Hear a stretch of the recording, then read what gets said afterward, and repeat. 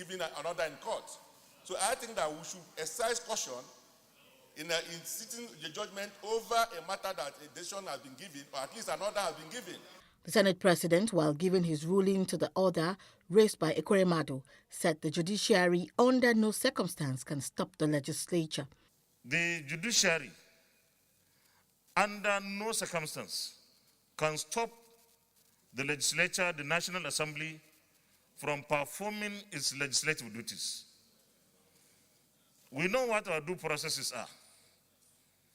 So just like we wouldn't venture into what the judiciary does, the judiciary should understand that we have our processes. If the president writes to the National Assembly to request for an amendment, that is within his competence.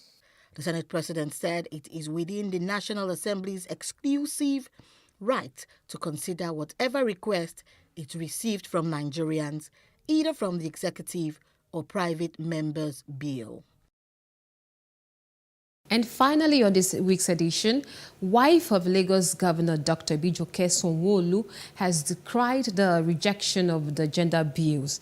She described it as discrimination against Nigerian women. She stated this during the 1 Million Women March Against Gender Discrimination and called on the National Assembly to promptly reconsider the bills and approve them.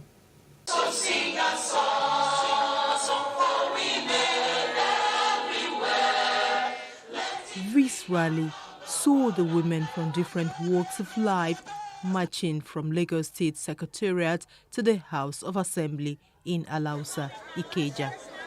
It was put together as part of activities to commemorate the 2022 International Women's Day. The theme was Break the Bias, Gender Equality Today for a Sustainable Tomorrow.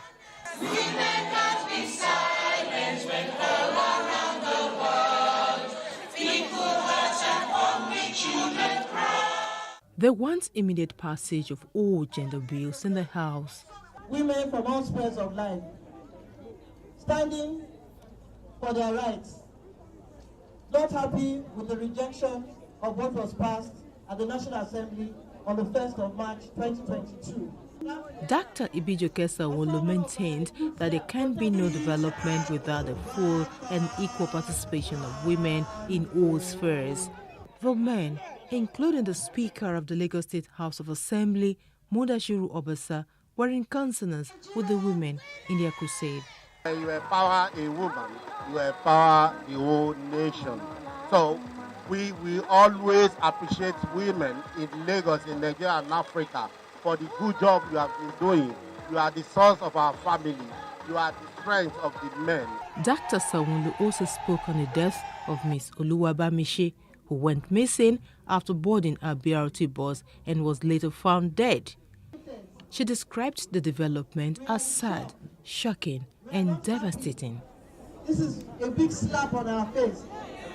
Lagos State is not known for ritual killers, and we will not tolerate such. And from now on, BRT buses will have fixed cameras all over to monitor closely. She urged Lagosians to continue to be security conscious, urging them to always say something when they see something and do something. From Lagos, Love Ikuku Oyedokun, Plus TV News. And that's all on this edition of Plus Report. But before we go, let's still remind you to please follow us at Plus TV Africa on Facebook, Instagram, and Twitter. Also, do subscribe to our YouTube channel at Plus TV Africa and Plus TV Africa Lifestyle. I am Jacinta Obiuku. Thanks for watching.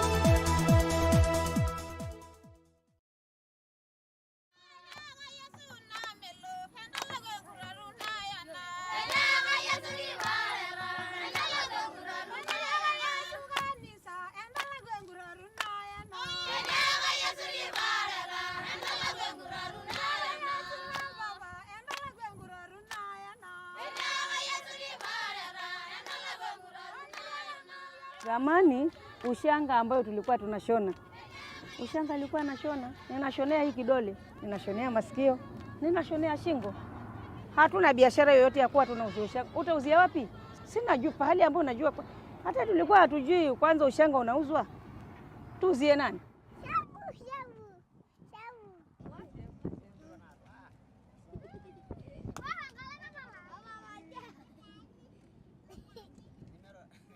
Kina mama wa Kimasai alikuwa atoke afanye kazi kwengine,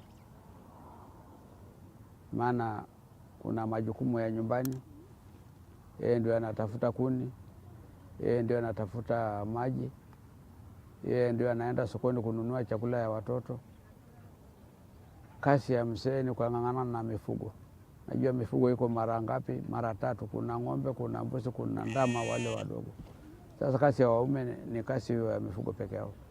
Kwa hiyo sio rahisi mama atoke aende afanye kazi kwingine, maana mzee akitoka kama anaenda kung'ang'ana na mifugo yake, anayobaki pale nyumbani ni mama. Kwa hiyo si rahisi apate nafasi ya kwenda kufanya kazi. Mama tu ni kukaa tu kuangalia mali na kukamua na kupika basi. Mzee alikuwa anashughulika mambo zingine sote.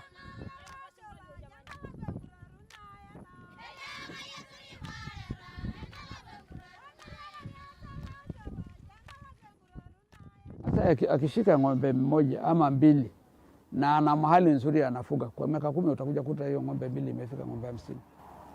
Maana ndio kazi yao.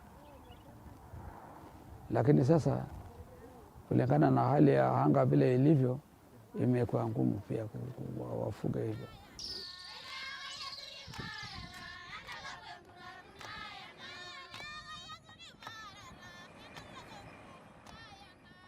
There was a lot of slash and burn agriculture in this area.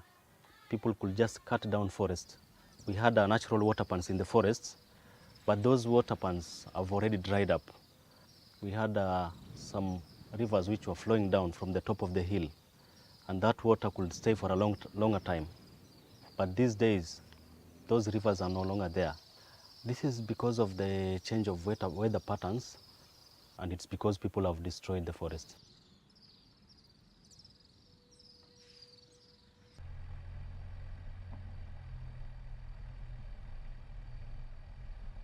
Saa hii huwezi kupata mzee ako na ng'ombe 100 hapa. Kwa mfano mimi ndio nawaongoza. Niko na bibi 2. Niko na wakasa wanangu, bibi za vijana wangu 4. Kwa hiyo jamii yote kuna mama ni 6 na ng'ombe haifiki hata 20.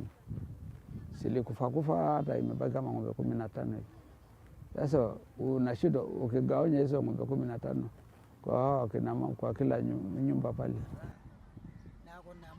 Anyasa na lenyoroi anya na ribanga samu kutunyabu anyabo nwenga Musa kwa juu kazi nyingine, kazi yake tu ni ya mfugo. Ikitaka chakula mpaka use mfugo. Sasa hizo mfugo ndio hizo sasa hausiki.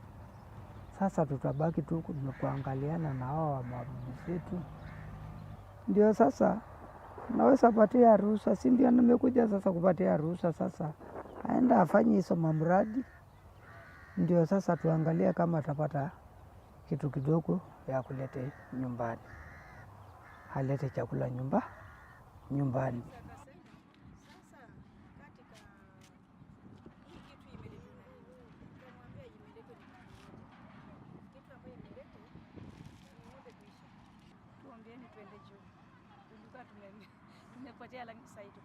Hiyo shida ya mume wangu vile amekuja paka akaja kaaga, imeletwa ni hiyo. Kumbe kitu ambayo unaizamini, unaifanya kama mtoto. Mzee wangu ameanza peresha hapo, na mwisho wake amekuja kwangu kuchukuliwa ni hiyo peresha. Amejamu tu, kumpeleka Voi hapa na ikawa ya kwake imeisha. Na peresha imekuja kwa ile mfugo yake. Watoto kama hawa wote, ng'ombe zimeisha, nitawapa nini?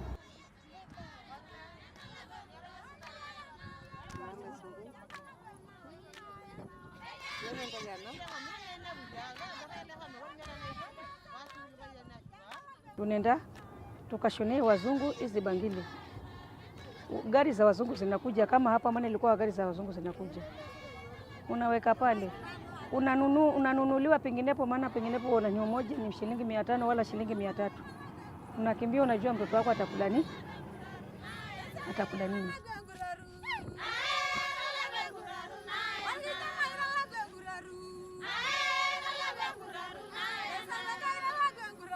Mwanaume sasa Kimasai sasa akifika mahali yeye anachua watoto, aisee, hiyo ndio inakuwa ngumu.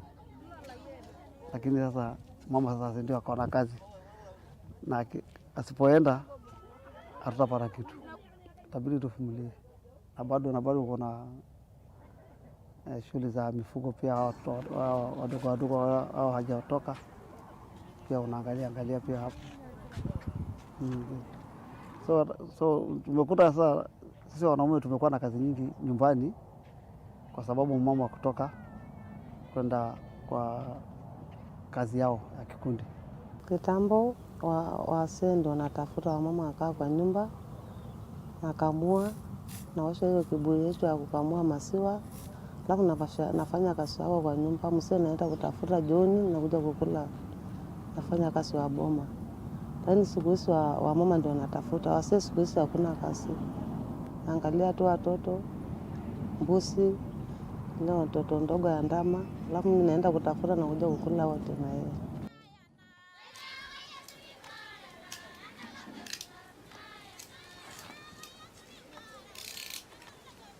Wanataka mind zao zimepanuka sasa.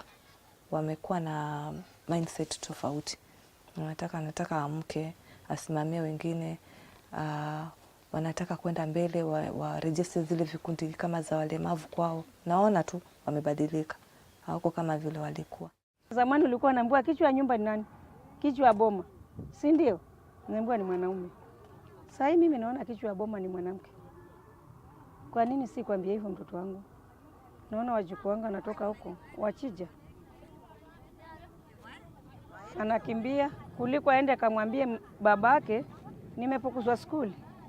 Anakimbia hata kama ni kumsalamia, anamsalamia tu kwa kichwa, anakimbia. Kwa nini umekuja mama? Nimepukuzwa ni mwalimu, anaenda kwa mamako. Zamani ilikuwa kuna hiyo. Sasa hii ukikaa mtoto anakuambia mama siende kushona, nipate chakula. Sasa utatoka. Anajua mama ametoka, akirudi anaka mfuko ya unga. Hawezi kulala njaa.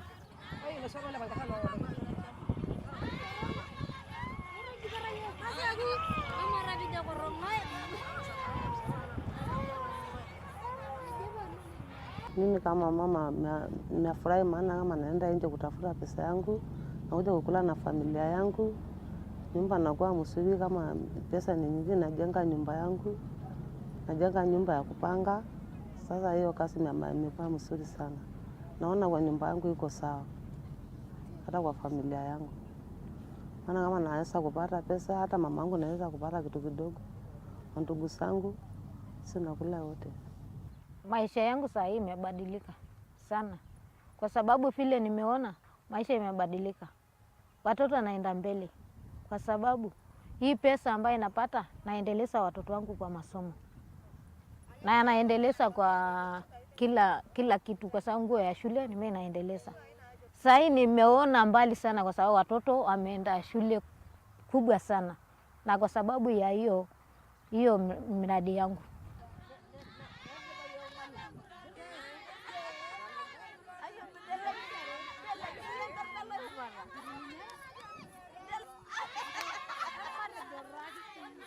Kule tumetoka tunataka tu hiyo nguo ambayo tumelikuwa tumelalia tuitupe. Tunataka nguo mpya. Tunataka mabadiliko. Ndio tunataka.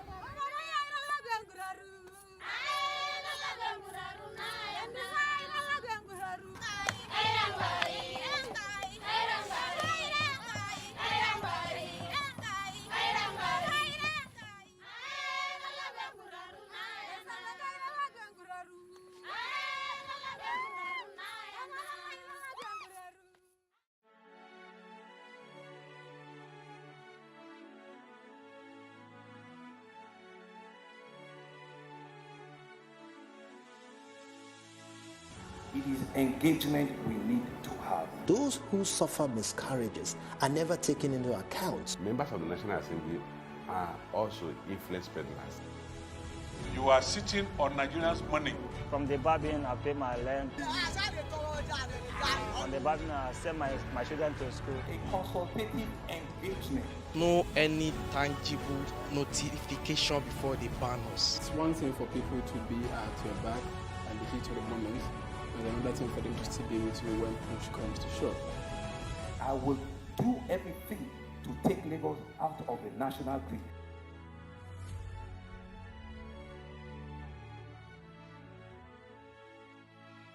How can we have peace without justice? Plus Politics. It's not just another political conversation, it's about keeping you in the know. The relevant interviews, asking the tough questions to those that matter. Get the answers you need. Does it mean that the people who were injured, people who were shot at, those who were involved in that stampede are not going to get justice? It is unfortunate, it is sad that we have a government of deaf and dumb. Analysis from top experts. The last election was not really an election. We feel that Obasanjo has a very special place in his heart for hating Ijaw people. I think it really boils down to two things. One, trust and accountability. Plus Politics, every weeknight at 7 p.m. on PlusTvAfrica. Across the world, 1 in 3 women has been bitten, coerced into sex, or abused by people they know, love, and trust. Here in Nigeria, 1 in 5 women has been a victim of abuse. Gender-based violence is the leading cause of death and disability of women between the ages of 19 to 44.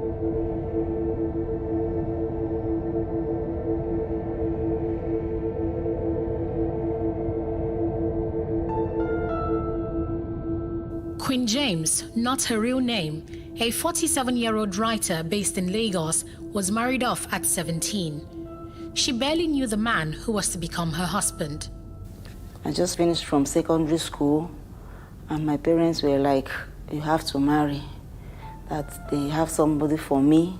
I tried to argue that I want to go back to school. My parents said they don't have money for me to further education, so I didn't have any option than to accept. Queen enjoyed the first decade of her marriage. Her husband paid for her university education, and they had 3 children together. In 2002, Queen's sister-in-law claimed she was a witch. Her husband believed it and turned against her. She suffered financial deprivation and domestic violence.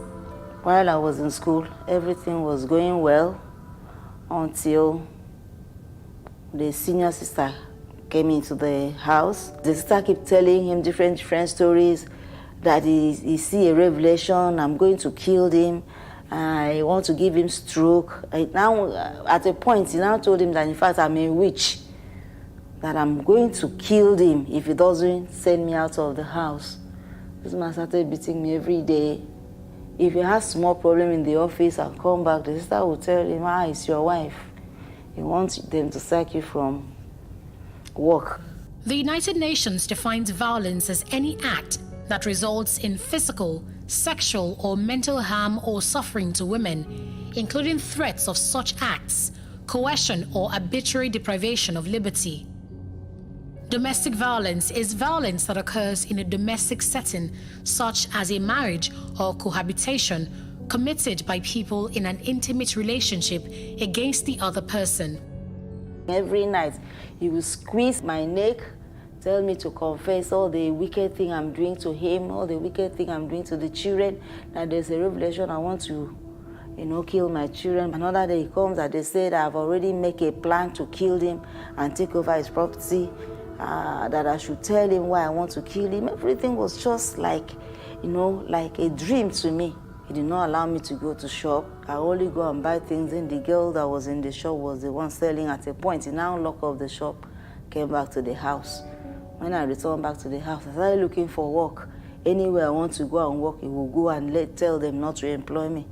Like many women, Queen did not file for a divorce or leave her abusive relationship. She feared for her safety and the welfare of her children and decided to endure the misery. One day in 2005, Queen's husband did more than beat her. He armed himself with a pestle and broke her bone. It was even my husband that used a piston, this mortar handle, and hit on my leg. My leg was broken, so I managed to my sister's place. My sister took me to the hospital. When I got there, they did x-ray. They said I have bone fracture. I called my parents. They said they should send me to the village. I went. They took me to hospital where they did my bone. I was there for 3 months. That abuse contravened the Protection Against Domestic Violence Law of Lagos State 2007. The law prohibits violence against any person. It also empowers a police officer to arrest persons suspected of committing violent offenses. In addition, it directs the police to render assistance to victims of domestic violence. More than 4 billion naira was allocated to the police for travels and transport in Nigeria's 2005 national budget. But when Queen visited the police to get a report, officers demanded 6,000 naira as transport fare. She also claims the police officers accepted a bribe from her husband to dismiss the case. I quite remember one of them saying that they have to treat that case very well because the man has paid a lot for the case, meaning they've collected money. A 2019 survey by the Socio-Economic Rights and Accountability Project, SERAP, reports that the Nigerian police force is the most corrupt institution in Nigeria.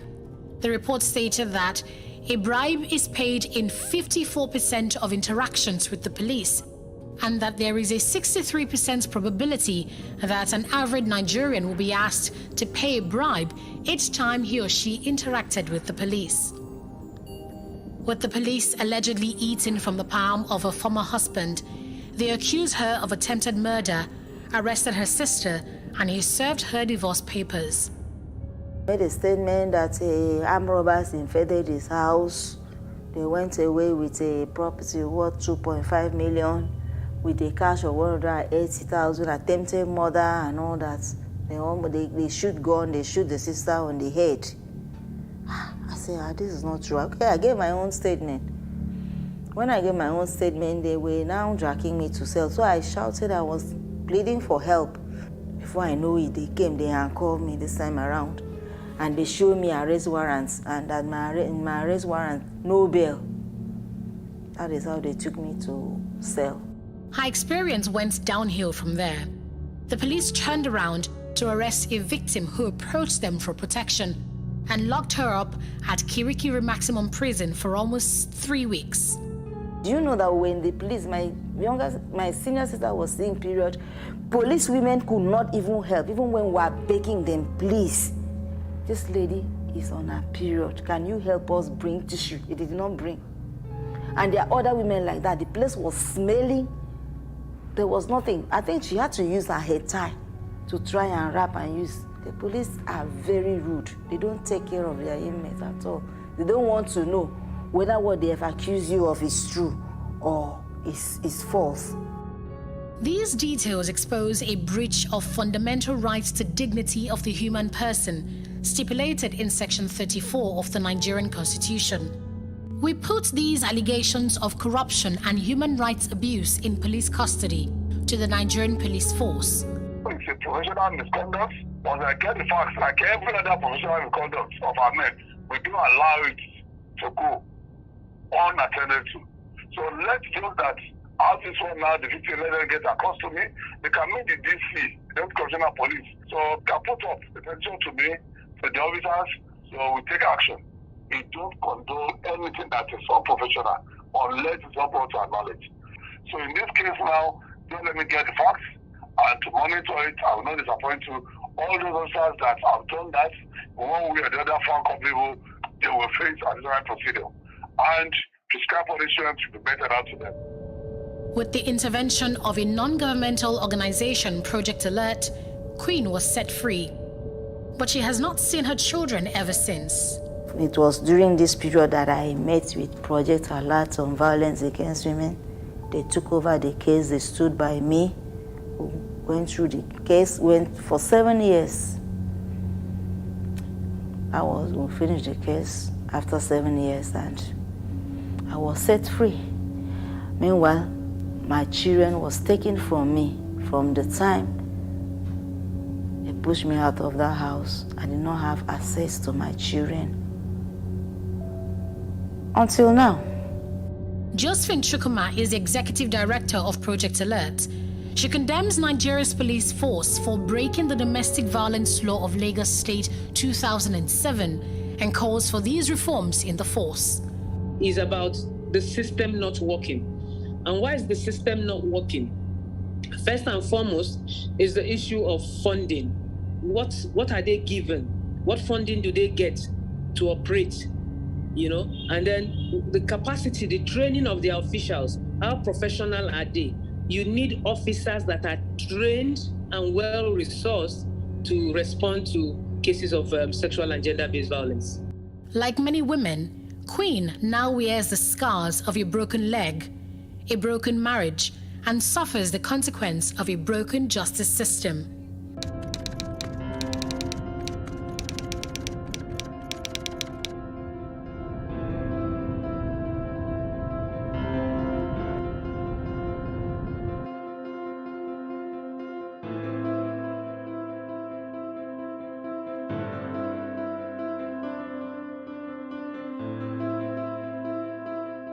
In raising our kids, parents should stop playing God. The internet is actually using the people. But when you are looking for money to help other people, then it becomes easy. Don't rush into marriage. I always say this. You rush in, you rush out.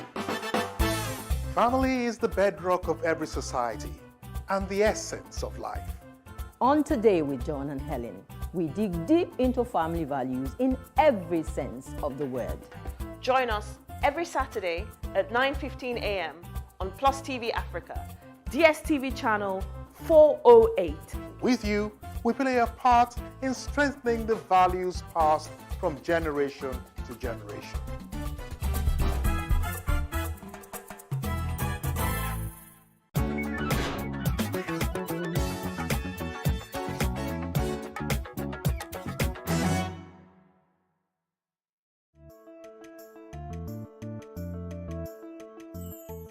Imagine that you're going to live for 100 years. The way you treat your body right now, would your liver and your kidney take you that far? Now, you must understand that the body is a biologic organism or a biologic machine, just like your generator and your machines, your car. How do you treat them? You can replace the parts, you take them for regular servicing. There is an input talking about your fuel, and there is an output talking about your combustion, your gas. That same way, the body thrives on an input, maintenance, and output system. The body, like every other biological machine, takes in organic matter because that's its source, comes from the earth, and then uses it for the production of many chemicals, hormones, and synthesis of cells and tissues, and then excretes it organic manure, and it gets back to the soil. How does this happen to maintain your health? You must take in organic-based meal. And that's why the closer your meal is to the earth, the better for you. The closer it is from the earth to you, the better such meals. When many foods stay a long distance before getting to you, it's not as good as when it just gets from ground to you. All right? Very importantly, that you reduce the intake of chemicals. You can't keep taking chemicals. The body doesn't understand it. It's not able to process it. And then for every time the body tries to process these chemicals, it experiences what we call breakdown, especially your excretory organs like your kidney and liver. This has been the cause of many liver damage and kidney damages. So when you take a lot of chemicals, one of them is pure chemicals, such as alcohol, such as spirits, such as tobacco, many of them cigarettes. When you take in these things, the body tries its best to absorb the exogenous substance and excrete them. And of course, you have free radicals running through your system. If you're not able to break them down, your tissues die slowly. All right. Other things are things like even polyprocessed meals. For example, roasted meat, what you call suya. That suya is not very fantastic for your health, especially for your liver. It's not so good. When you take in a lot of carbonated drinks, you further cause damage to your system. And more importantly is that you may not notice them between the ages of 0 to 35, 40. The moment you begin to get off that peak period where your energy, where your body is supposed to start going uphill, you will notice that you cannot go longer than normal, and then you begin to break down. All right. Very important that you take fruits, lots of fruits. And it's important that you're particular about your source of fruits. Many of the fruits nowadays are being synthesized. Many of them are done in the laboratories. Many of them have been changed, mutated. And so when I was little, I know that pineapples that I take used to be very bitter when it's green. Nowadays, the greener it is, the sweeter it is. So these cannot be very useful for the body. So the body cannot use it. The long and short of what I'm trying to say is that your body must use what it needs, not what it doesn't need. When you're taking drugs, if you can prevent the recurrent intakes of drugs, you need to do. Many of you who think that antibiotics is vitamin C, it's not. They're not the same. Take drugs when necessary. And in fact, it must be prescribed. You just go off the counter and take what you like and how you like it, what quantity. You need to take prescribed drugs. Many of us who do herbal drinks and concussions and all kinds of things, you further disintegrate your body system. You make your body confused because the dosages are not clear. One very important source that's given to us by nature is water. A high level of alkaline water is very good for you. A high level of sunlight. Don't be afraid of sunlight. For many of you who go from air conditioners to air conditioners to air conditioners, you need the sunlight to help you provide vitamin D, which carries calcium, makes it absorbed in the bones, and prevents things like osteoporosis, low back pain, arthritis. These are natural ways of preventing illnesses. So you're managing your health that way. You're taking a lot of water, you prevent urinary tract infection, you prevent dehydration, you prevent constipation, you take a lot of fibers from fruits, you prevent constipation, you improve your microorganisms in your system, then you will not fall sick easily. And of course, you do a lot of fruits, including vegetables that contains a lot of carotenes, vitamins B, B12, B6, A vitamins. Your eyes are very, very protected. And of course, you want to care for your prostate. Lastly, there are age-related diseases. For every age, you want to find out what are the diseases in that age and you begin to treat them. For an example, a man who is clocking 45 years and above needs to check his prostate. Don't be surprised. Oh, he died of prostate cancer, and you're like, no, check your prostates once you hit 45. For a lady, you cross reproductive age, you want to start checking for cervical cancer. Pap smear recurrently, yearly, will not do you bad. Of course, your BP should not be, you should know your BP of your last 1 week. Your blood sugar, you should know the last 1 month blood sugar. Don't be in a new, especially when you clock the age of 40. By then, your health is beginning to take an uphill task. Manage your health so that you can live as much as 100.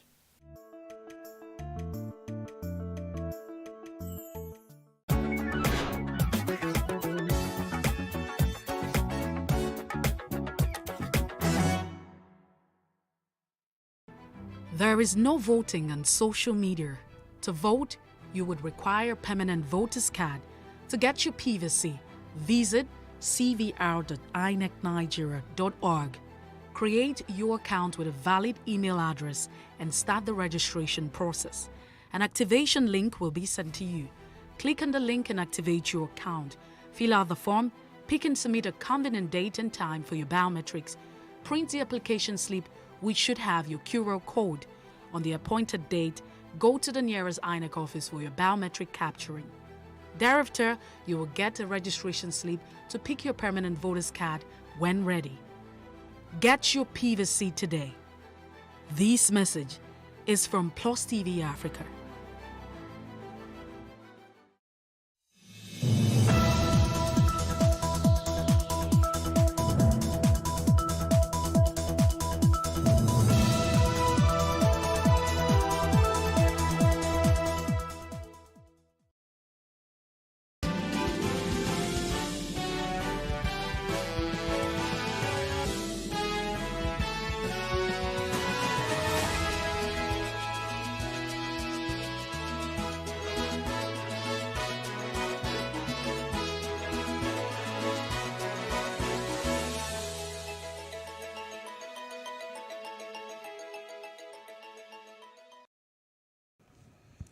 Good afternoon, I am Destiny Momo, and this is the news brief.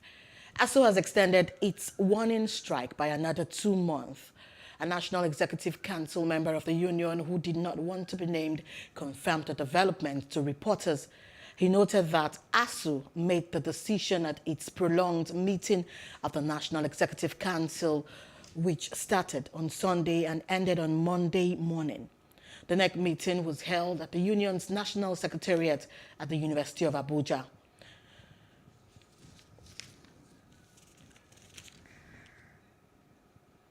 And a coalition of the APC youth group has passed a vote of confidence on the embattled national chairman, Governor Mai Malabuni, Governor of Yobe State. Malam Bashir Binji, the convener of the press briefing, announced this in Abuja while addressing the media on the state of affairs of the party. And this was following the purported change of guard at its national headquarters. Malam Bashir called on well-meaning members of the party to disregard any distraction, especially at this time. He reckons that the Buni-led caretaker and extraordinary convention planning committee has done so much in repositioning the party in line with guidelines from President Muhammadu Buhari. The coalition of All Progressive Congress APC Youth Group wish to use this medium to pass a vote of confidence on the chairman of All Progressive Congress APC Caretaker and Extraordinary Convention Planning Committee, CECFC, Governor Mai Malabuni, overall as a leader of the party, and most particularly wish to call on the youth and other members of the party to disregard fake news and any other attempts and flop to destabilize the party and success recorded so far. No well-meaning party member will condone any distraction at a time when the Buni-led CFC committee has done so much in repositioning the party in line with the guidance of President Muhammadu Buhari. Since being in saddle, Governor Mai Malabuni has continued to increase the fortune of the party. In our individual capacities, we need to encourage him to do more, especially in the moment of transition being organized by the party. Bashir called the purported removal of Governor Mai Malabuni as fake news since President Muhammadu Buhari has issued a call to order notice to members of the party. We notice there's a lot of fake news, baseless acquisition. And that's why we organize this press conference, to make it clear to all. And just recently, Mr. President also called to order, issue an order through his spokesman, Garba Shehu. He called for unity among the party members. And inshallah, our party will succeed come 2023. Senator Bukola Saraki has said he will officially declare his intention to run for president in 2023 after the PDP decides which geopolitical zone will get its presidential ticket. He also claimed to have what it takes to lead Nigeria. Saraki said he had toured the country with his team to consult stakeholders on his presidential ambition. And also, thugs suspected to be supporters of a prominent politician in Akwa Ibom State have attacked the Speaker of the State House of Assembly, Honorable Anyeka Mbasi. He was attacked while on a consultation visit to Ibiono-Ibom local government area of the state. Condemning the attack at a joint media briefing on Sunday, two groups, Mandate Eyes and Akwa Ibom Integrity Alliance, described it as an insult to the office. And now the 7th batch of Nigerian evacuees from Ukraine arrived on Monday morning at the Nnamdi Azikiwe International Airport, Abuja. They arrived aboard a Turkish airline and they were airlifted from Romania, where they had fled following the war in Ukraine. The evacuees, numbering 31, arrived at 6:30 a.m. and were received by officials of the Federal Ministry of Foreign Affairs, the Nigerians in Diaspora Commission, NIDCOM, and the Refugee Commission. And this is the second set of evacuees from Romania. However, unlike the previous batches of returnees that arrived via chartered flights, the 31 evacuees arrived on a commercial flight.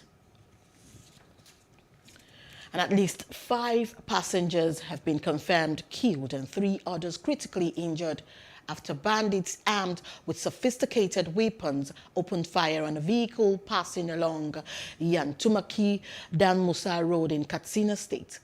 The state police spokesman Gambo Isa confirmed the incident to newsmen that Musa local government area is one of the most vulnerable areas in Katsina, sharing boundaries with the dreaded Rugu forest and areas like Safana, Kankara and other communities in Zamfara state where bandits are reportedly still very active. And earlier we were joined by former Assistant Director of the Department of State Services, Dennis Amakri. Take a listen. I think we are at war. We are at war. Internationally, the index is very clear. Any kind of conflict that had 1,000 or more people dying is declared as war. You know, so we are at war. There are too many people dying in Nigeria. And then, of course, apparently we are not addressing this thing properly, whereby, you know, the last time you interviewed, I was on this platform with you, we talked about it, and it's not gone away because we've not been addressing it properly, the way it should be addressed. How should it be addressed?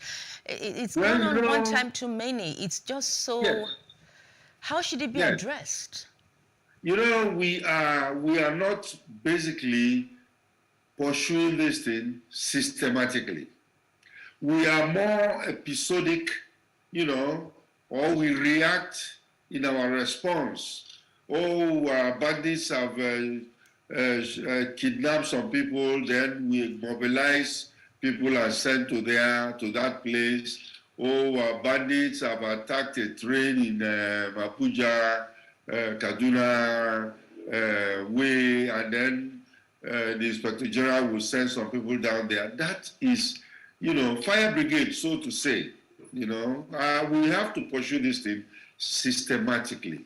And then systematically means we go back to the drawing board, we plan properly, and then, of course, know the strength of the enemy that we're dealing with.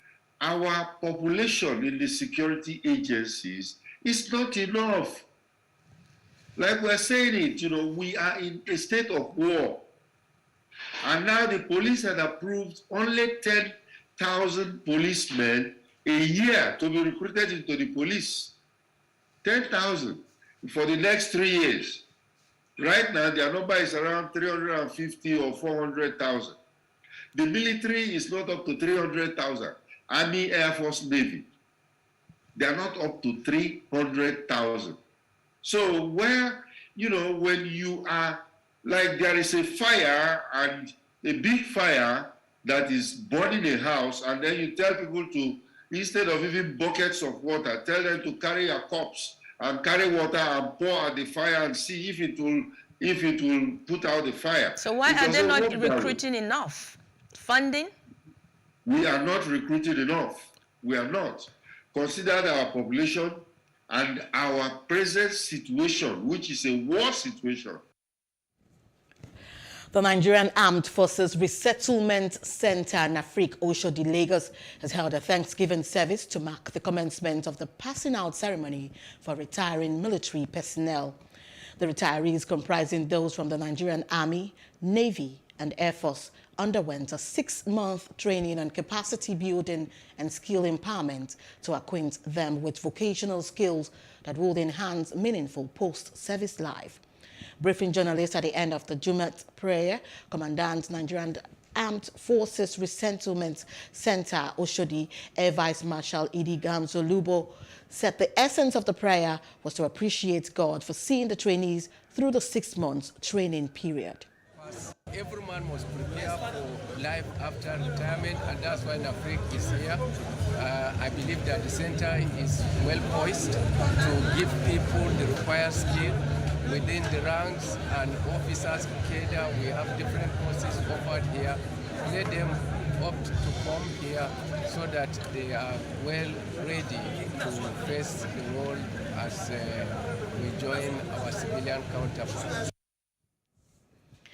And Ondo State government has promised to open up more communities for socio-economic development through provision of accessible roads.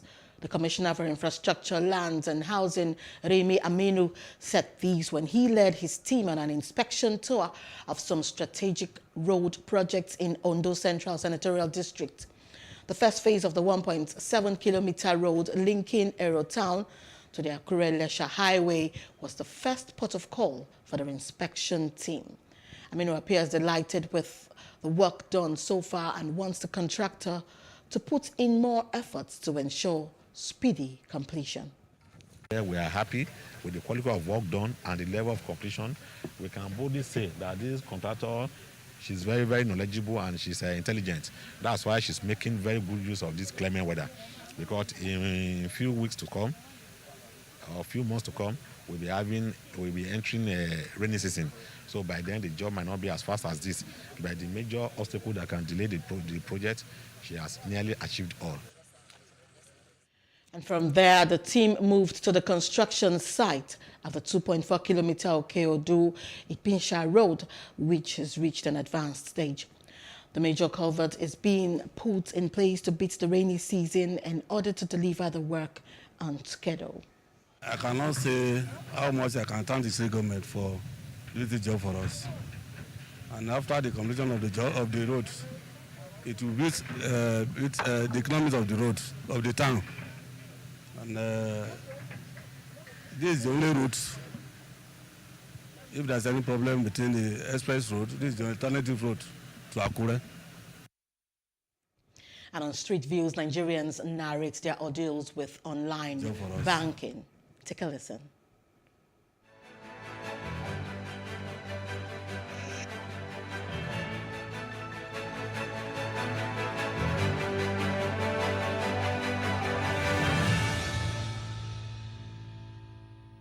I had a few days delay in one transaction and another I had about 2 weeks. But other than that, it's been smooth for me. I like it because it's easy.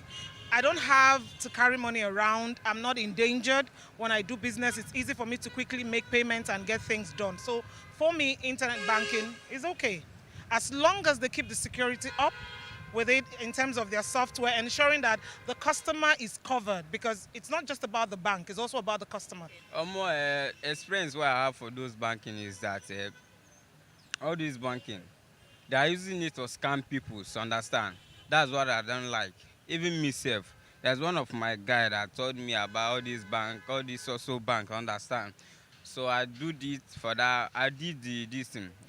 I do everything. I even send him my details for the banking, understand. So later, I can't find out it's a scam. So all this social bank, all this through online bank, all this app bank, I don't like it. What I mean is that I want government to take care of these things. Depends on where you're banking and who you're banking with. For our own country, I feel it's real, but there are a lot of scam alerts out there, which you need to be very careful of. I've not been defrauded or had any bad experiences, probably because I'm a very cautious person. And I always think twice before I take a step. I only internet bank with the banks I have accounts with and all. Most times, those ones that defraud always has something enticing with it, right? So you always has something that will entice you. That'll be like, okay, probably you get an extra amount of money from banking with them or something. So if you're going to do such, you just have it at the back of your mind that you're taking a risk. I haven't experienced the buy side of it before, but the deduction is what I would say. The consistent deduction. I don't think it's the good side of banking.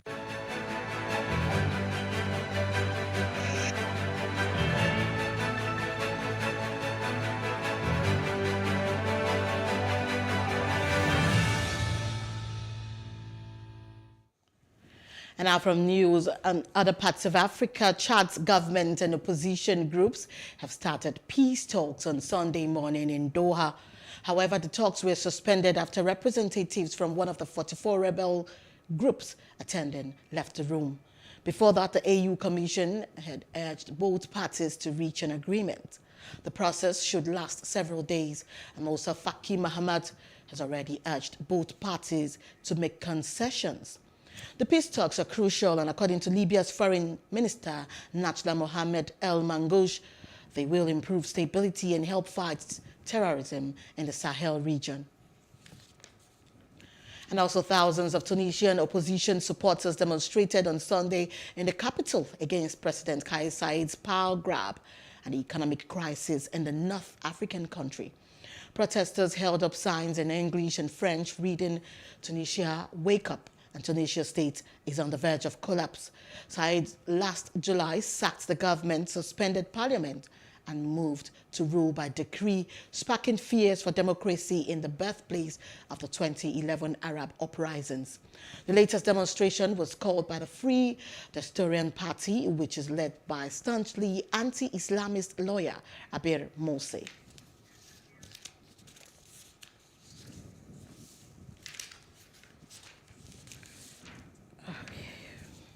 And now we're being joined by Dele Ashiru, the chairman of ASU Unilag. Glad to have you join us, Mr. Dele Ashiru.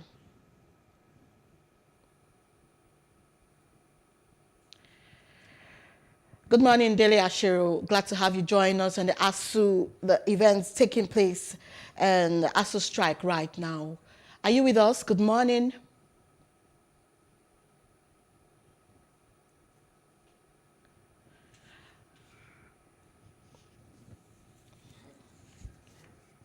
Good morning, Mr. Dele Ashiru. Good afternoon, I beg your pardon. Thank you for this invitation. Good afternoon, and thanks for joining us. Earlier in the news, we spoke about the body that extends the strike for 2 months. We want to know why this extension and what conclusions have been drawn from your meetings this morning. Well, we met at the weekend at our National Executive Council meeting to review the activities of government so far concerning the demands for our strike.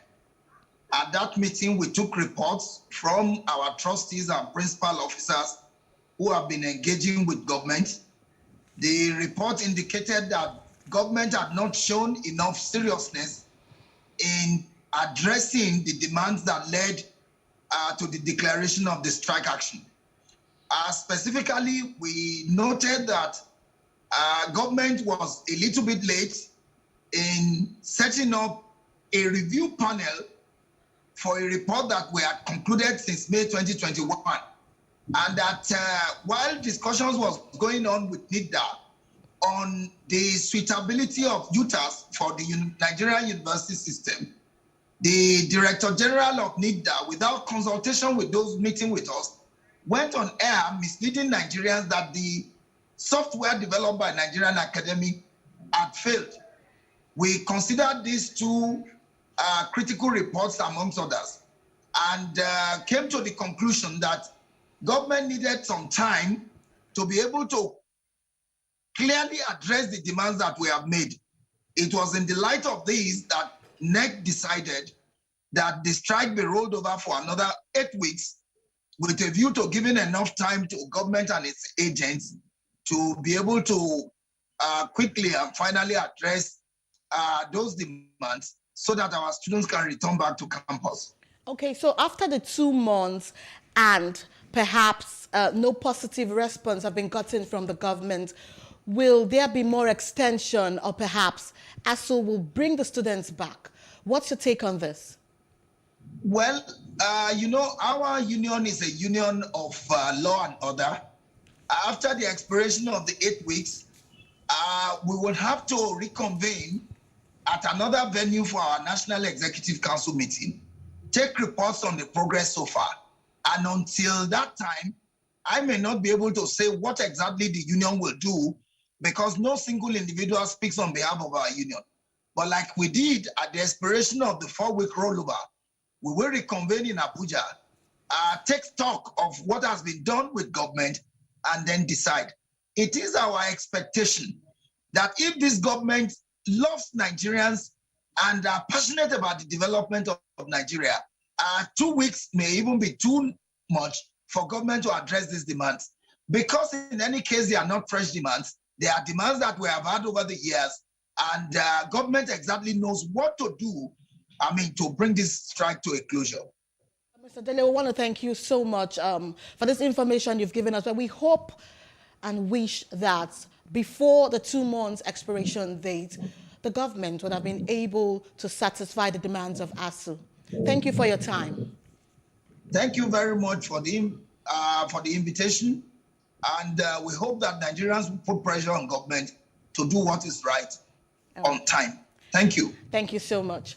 And now moving on to news outside Africa. At least one person was killed and 3 injured when a shell hit a residential building in Kyiv on Monday morning, March 14, state Ukrainian TV reported.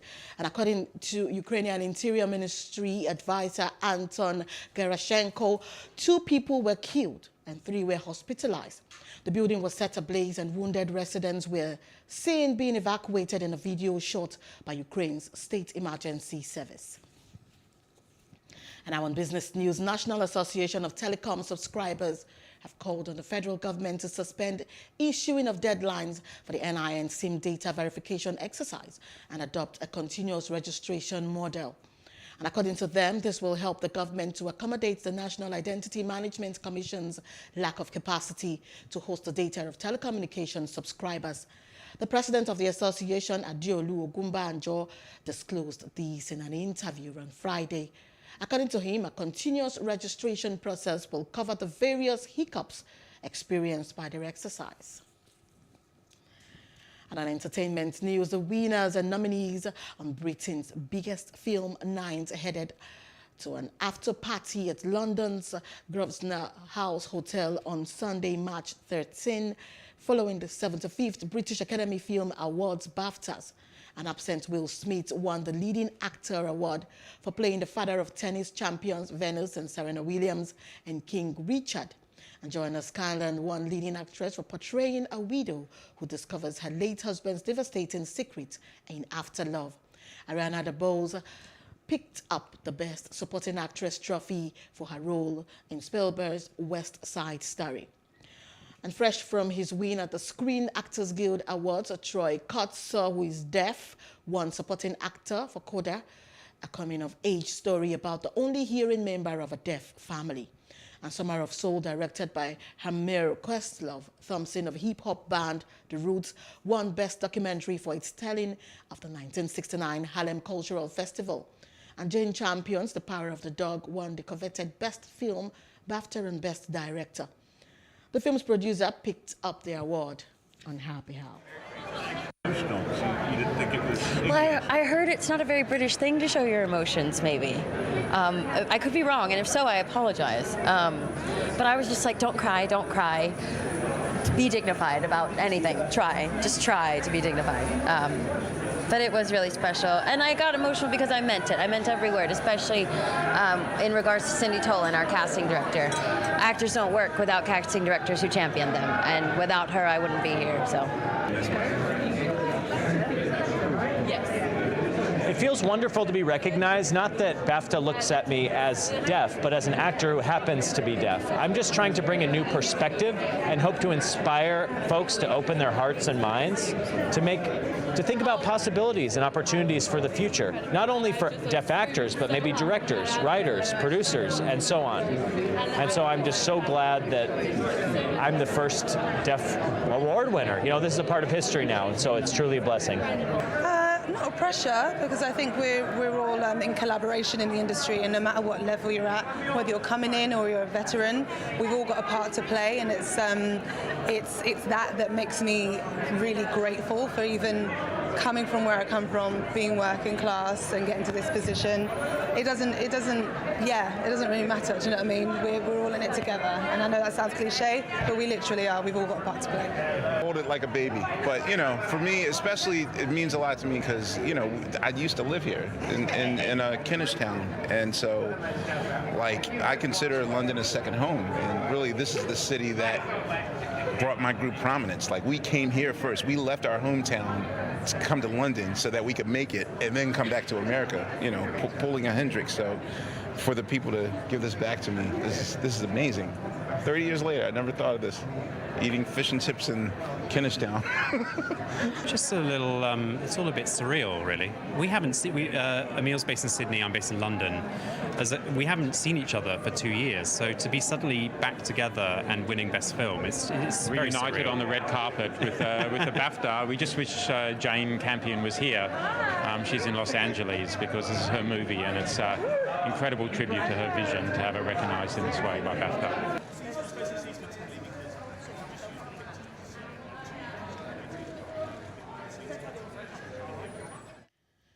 And in sports news, the technical manager of Lobby Stars of Makadi, Eddie Dombraye, and 8 members of the technical crew have been sacked. And this is following a poor performance of the club in recent times.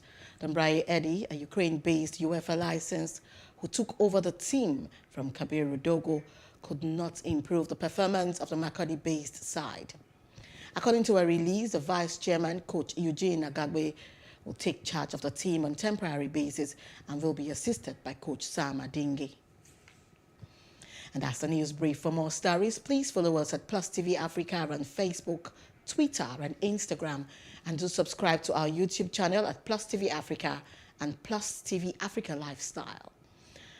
I'm Destiny Momo. Thanks for watching.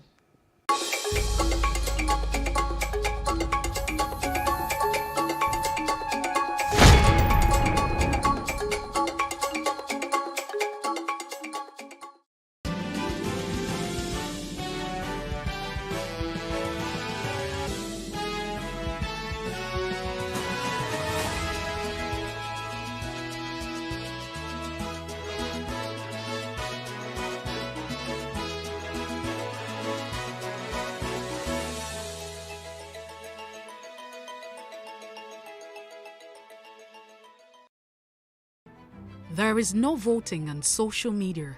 To vote, you would require a permanent voter's card. To get your PVC, visit cvr.inecnigeria.org. Create your account with a valid email address and start the registration process. An activation link will be sent to you. Click on the link and activate your account. Fill out the form, pick and submit a convenient date and time for your biometrics. Print the application slip, which should have your QR code. On the appointed date, go to the nearest INEC office for your biometric capturing. Thereafter, you will get a registration slip to pick your permanent voter's card when ready. Get your PVC today. This message is from PlusTvAfrica. Hello and welcome to Space and Style, a property show designed to connect various stakeholders across the property value chain.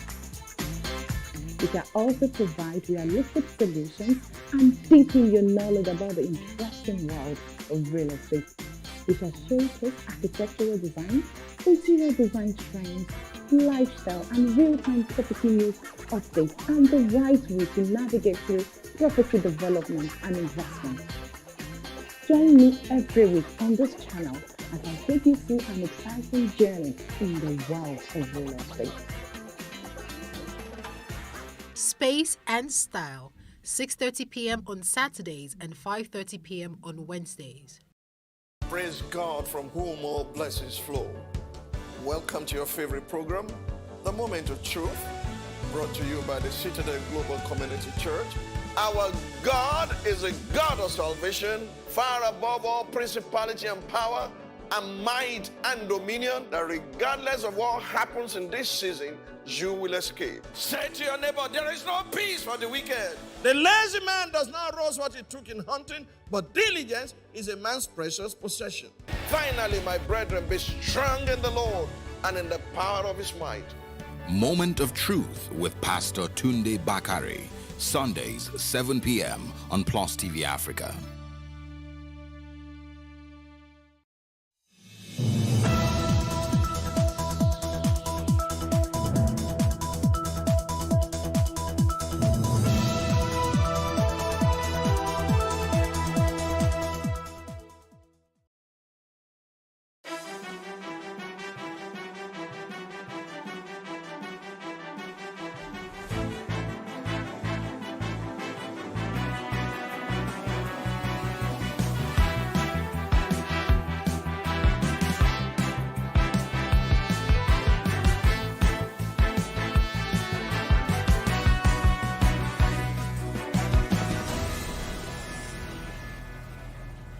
Hello and welcome to What Are You Saying? #Ways, where we talk about topics in the news as it affects us all. I am Osayome Sally, and today I'm joined by my lady lawyer and our Alera wants to go to. Should I tell them? No. I shouldn't tell them. Don't tell Why just spoil your them. chances? No. Okay, our superstar. Let me leave it there. Hi, Alera. Hi. How are you doing? I'm well, thank you. How was your day? How's Friday? So Finally. I am super excited. This is my dance for Friday. I'm happy about Friday. The week was crazy. But I mean, when we experience all the craziness, it basically makes us, remember when they say we are all like tea bags, and you only know how strong a tea bag is when you put it inside hot water. So this week was like my hot water week, and I think the tea was brewed right. Yes, and I'm feeling good, so I'm forgetting about the week stress and looking into the weekends I can rest. Yeah, but what's the product like you're launching in the bank? Am I allowed to talk about it? Not yet, right? Okay, so in fact, we are going to be launching the wait list very soon, and anybody that uses my link will actually get a free 1-month subscription. So just don't worry, we have something really interesting coming up. You'll be the first to know. We are women, so we need to be also. You'll be the first to know. I promise to give away audience the first gist. Okay. Once we go to market, you guys will be the first to know. Awesome. Hi, Money. Hello. How are you? I'm fine. So what was your day like? My day was Money, I think it's easier for me to get appointment with the U.S. Embassy than for me to see you or talk to you on the phone. I know. Busy much? I'm always in meetings. And now, since this whole virtual world, so virtual reality started, it's even worse for meetings. So every time, if you're not even going to see someone physically, then you have to. You don't have an excuse. There's no more excuses. So there's no traffic. Before we say, oh, there's so much traffic. You start the meeting online. Now, so it's back to back. So that's why working from home actually makes you work more. You work longer hours when you're working from home. I work from the office. Oh, okay. And I'm working physically. I'm working virtually. Oh, wow. Yes. Wow. It's not easy. But how was the prison visit though yesterday? It was awesome. Were you part of the people that did the beauty pageant?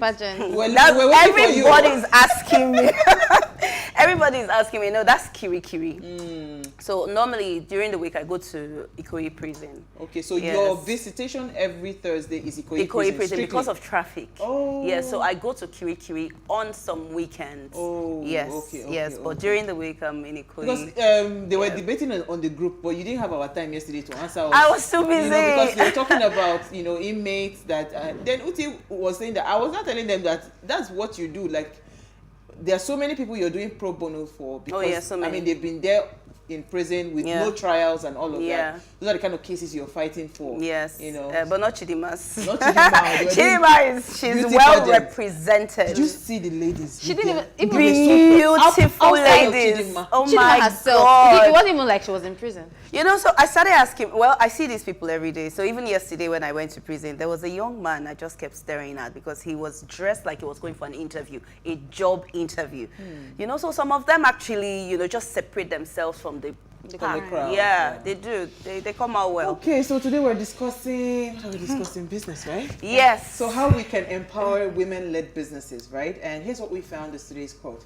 I measure the progress of a community by the degree of progress which women have achieved. Right, that's our quote for the day. Now, with a population of over 200 million people, Nigeria's economy continues to be a concern as unemployment numbers continue to rise. Now, according to a report published March 2021 by Bloomberg Economics, Nigeria's unemployment rate has risen to 33% with a 1.5% economy recovery rate in 2021. Now, according to International Monetary Fund.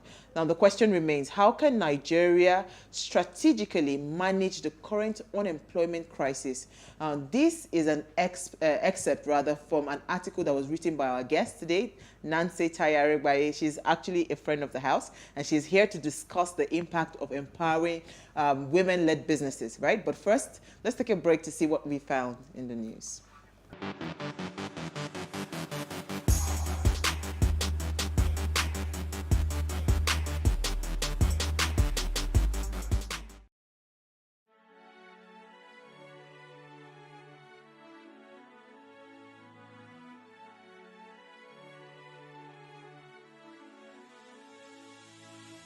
It is engagement we need to have. those who suffer miscarriages are never taken into account. Members of the National Assembly are also influence peddlers. You are sitting on Nigerians' money. From the Babin, I pay my rent. On the Babin, I send my children to school. A consultative engagement. No any tangible notification before they ban us. It's one thing for people to be at your back and the heat of the moment, and another thing for them to still be with you when push comes to shove. I will do everything to take Lagos out of the national grid.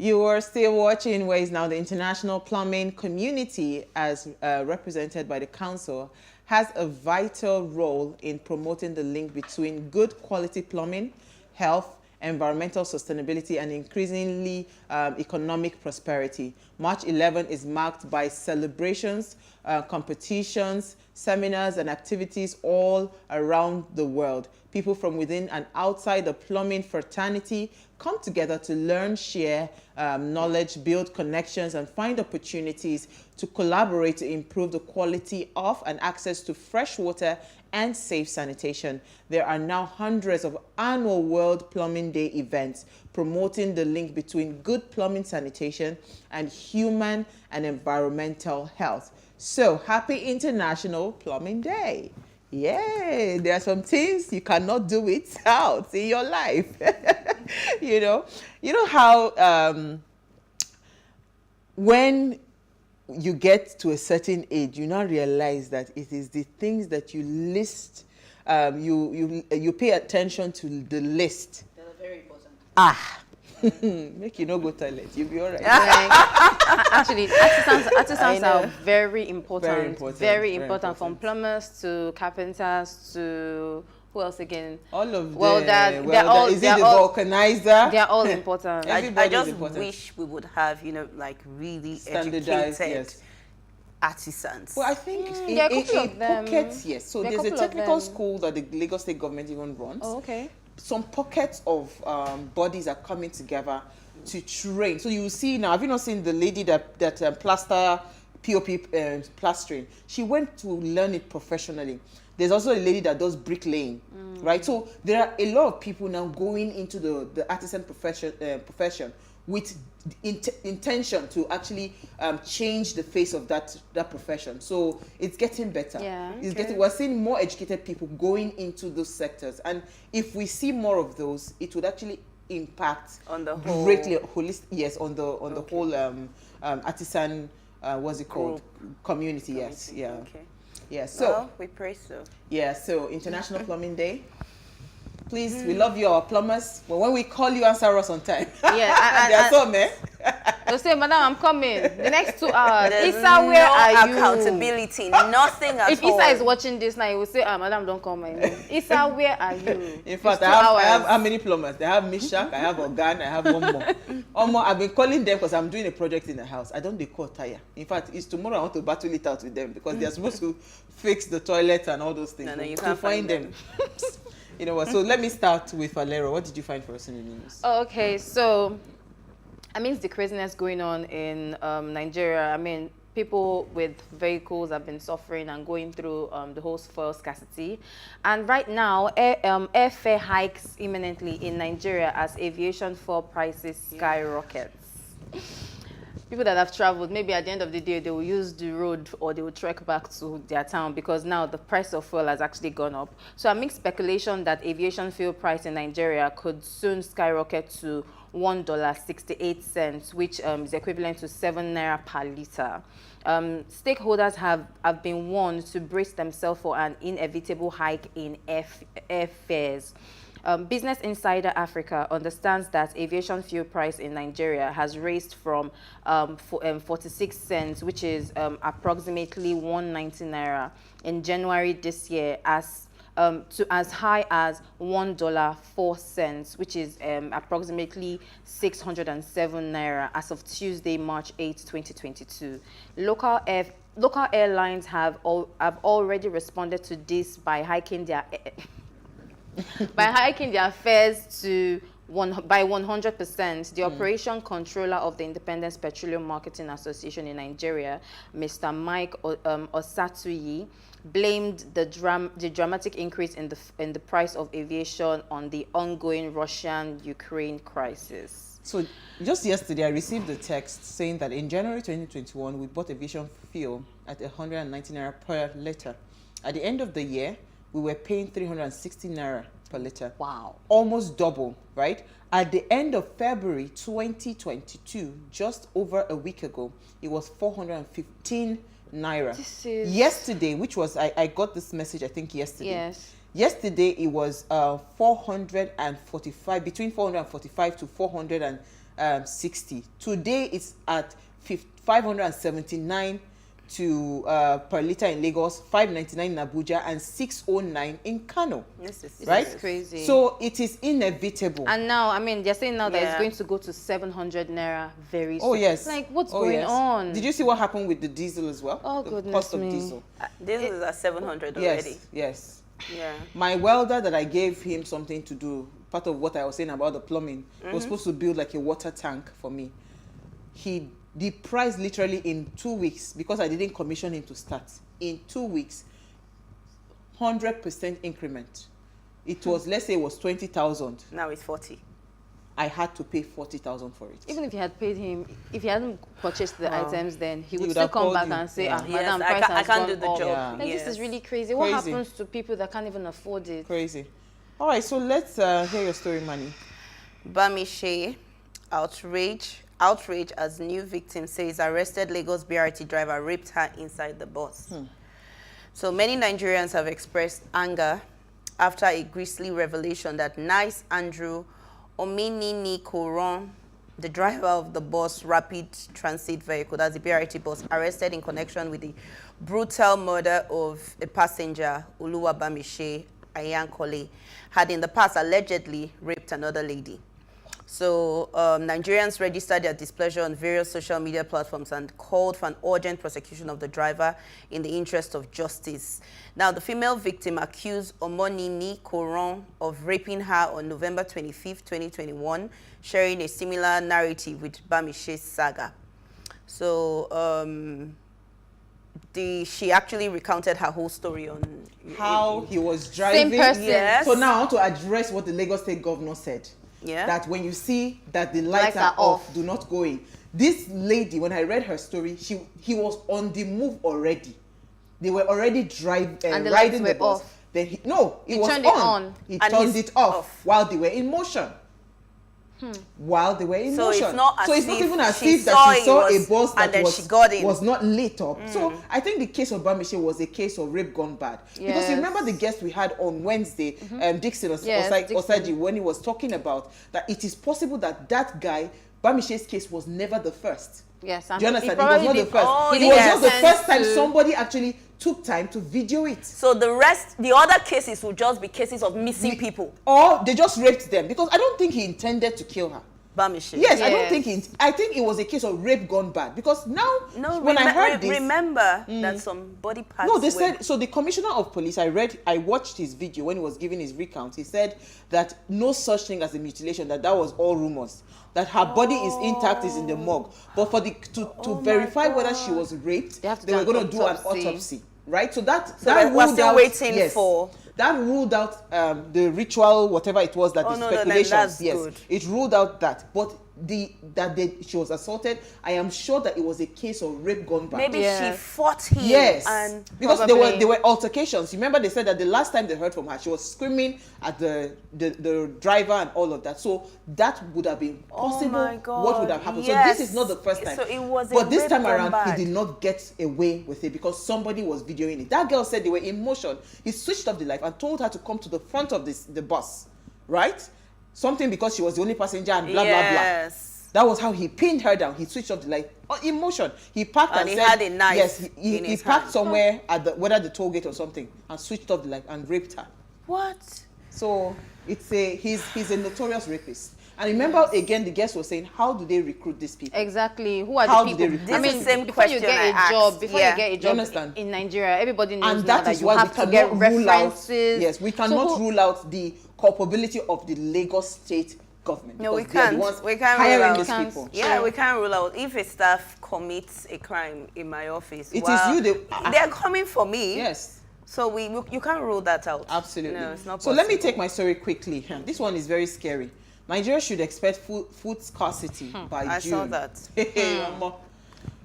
This one, I don't know how to even react to it. Make we just begin the pack our load. They go To there where go- now? I don't even know right Where do you now. want- where are we packing So the load this is to? according to the what's it called, the Nigerian billionaire Dangote. He said Nigeria should expect an outbreak of food scarcity in the next 3 months as adverse consequences of the Russia-Ukraine war begin to come home to roost. Now, he said that the war impact, which has begun with the sporadic rise in wheat pricing, may soon spread to other food, including maize and other components of input for industrial food production, triggering low production and low supply. And that's what, according to Dangote. Now, you see, remember, when this Russia war broke, Russia-Ukraine, when I was chatting in the group, what's her name? Madam was telling me that how does it concern us? How does it concern us? No, it does concern Do you us. understand? Big time. There is no way anything, because right now the world is a global village. Even though we actually are not supposed to be suffering, even if we want to suffer for anything, not food. Because we have the land, we have everything. So Yes. this time, if the government would only look at this as the perfect opportunity to finally get our agriculture right. We don't need to be growing wheat. No, we don't need to be importing wheat. Yeah, but you know, it's not just about getting agriculture right. That's one of it, which is very important. We also have to look at the insecurity issues. Yes. Why are they not farming? Why are people beginning to abandon their farms? farmlands, yes. Fear of dying. true. So the government has to step in right now to try to deal with these issues of insecurity.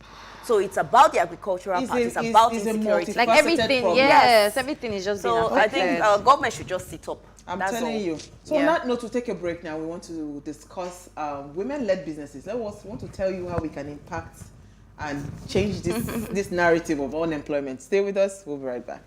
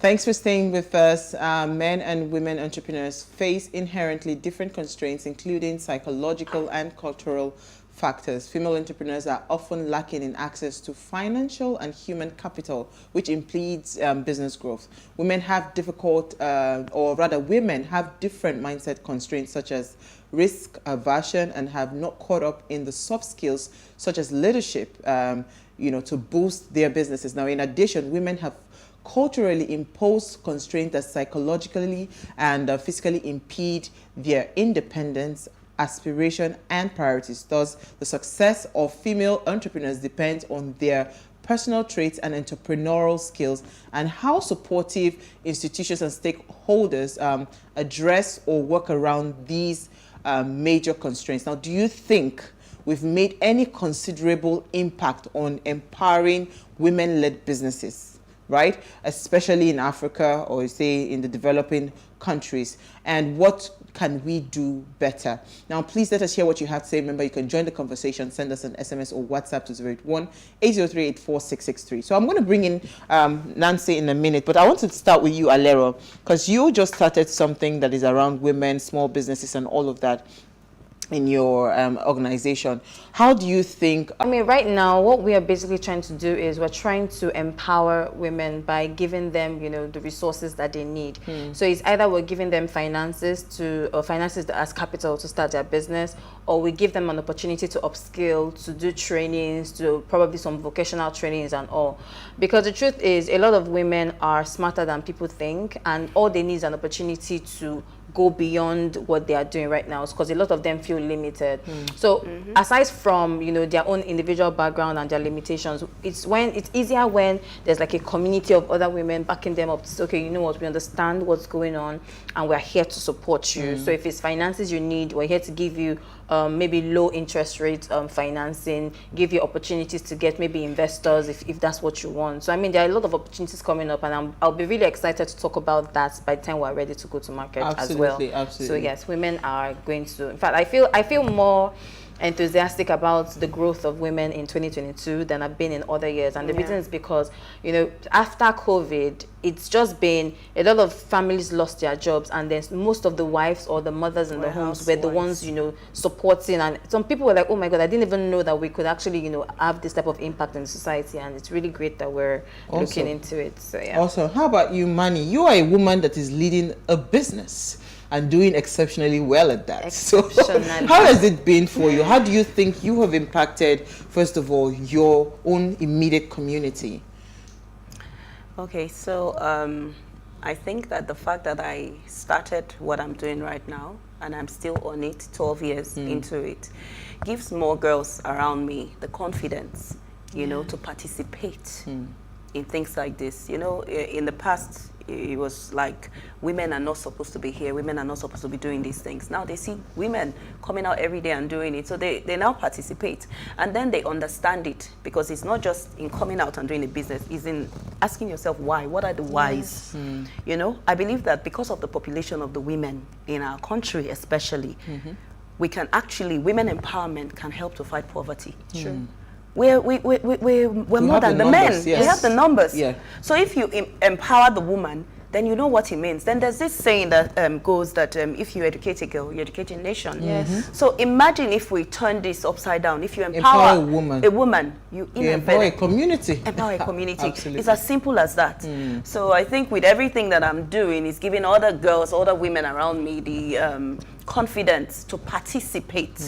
You know, in building, nation building. Our lawyer.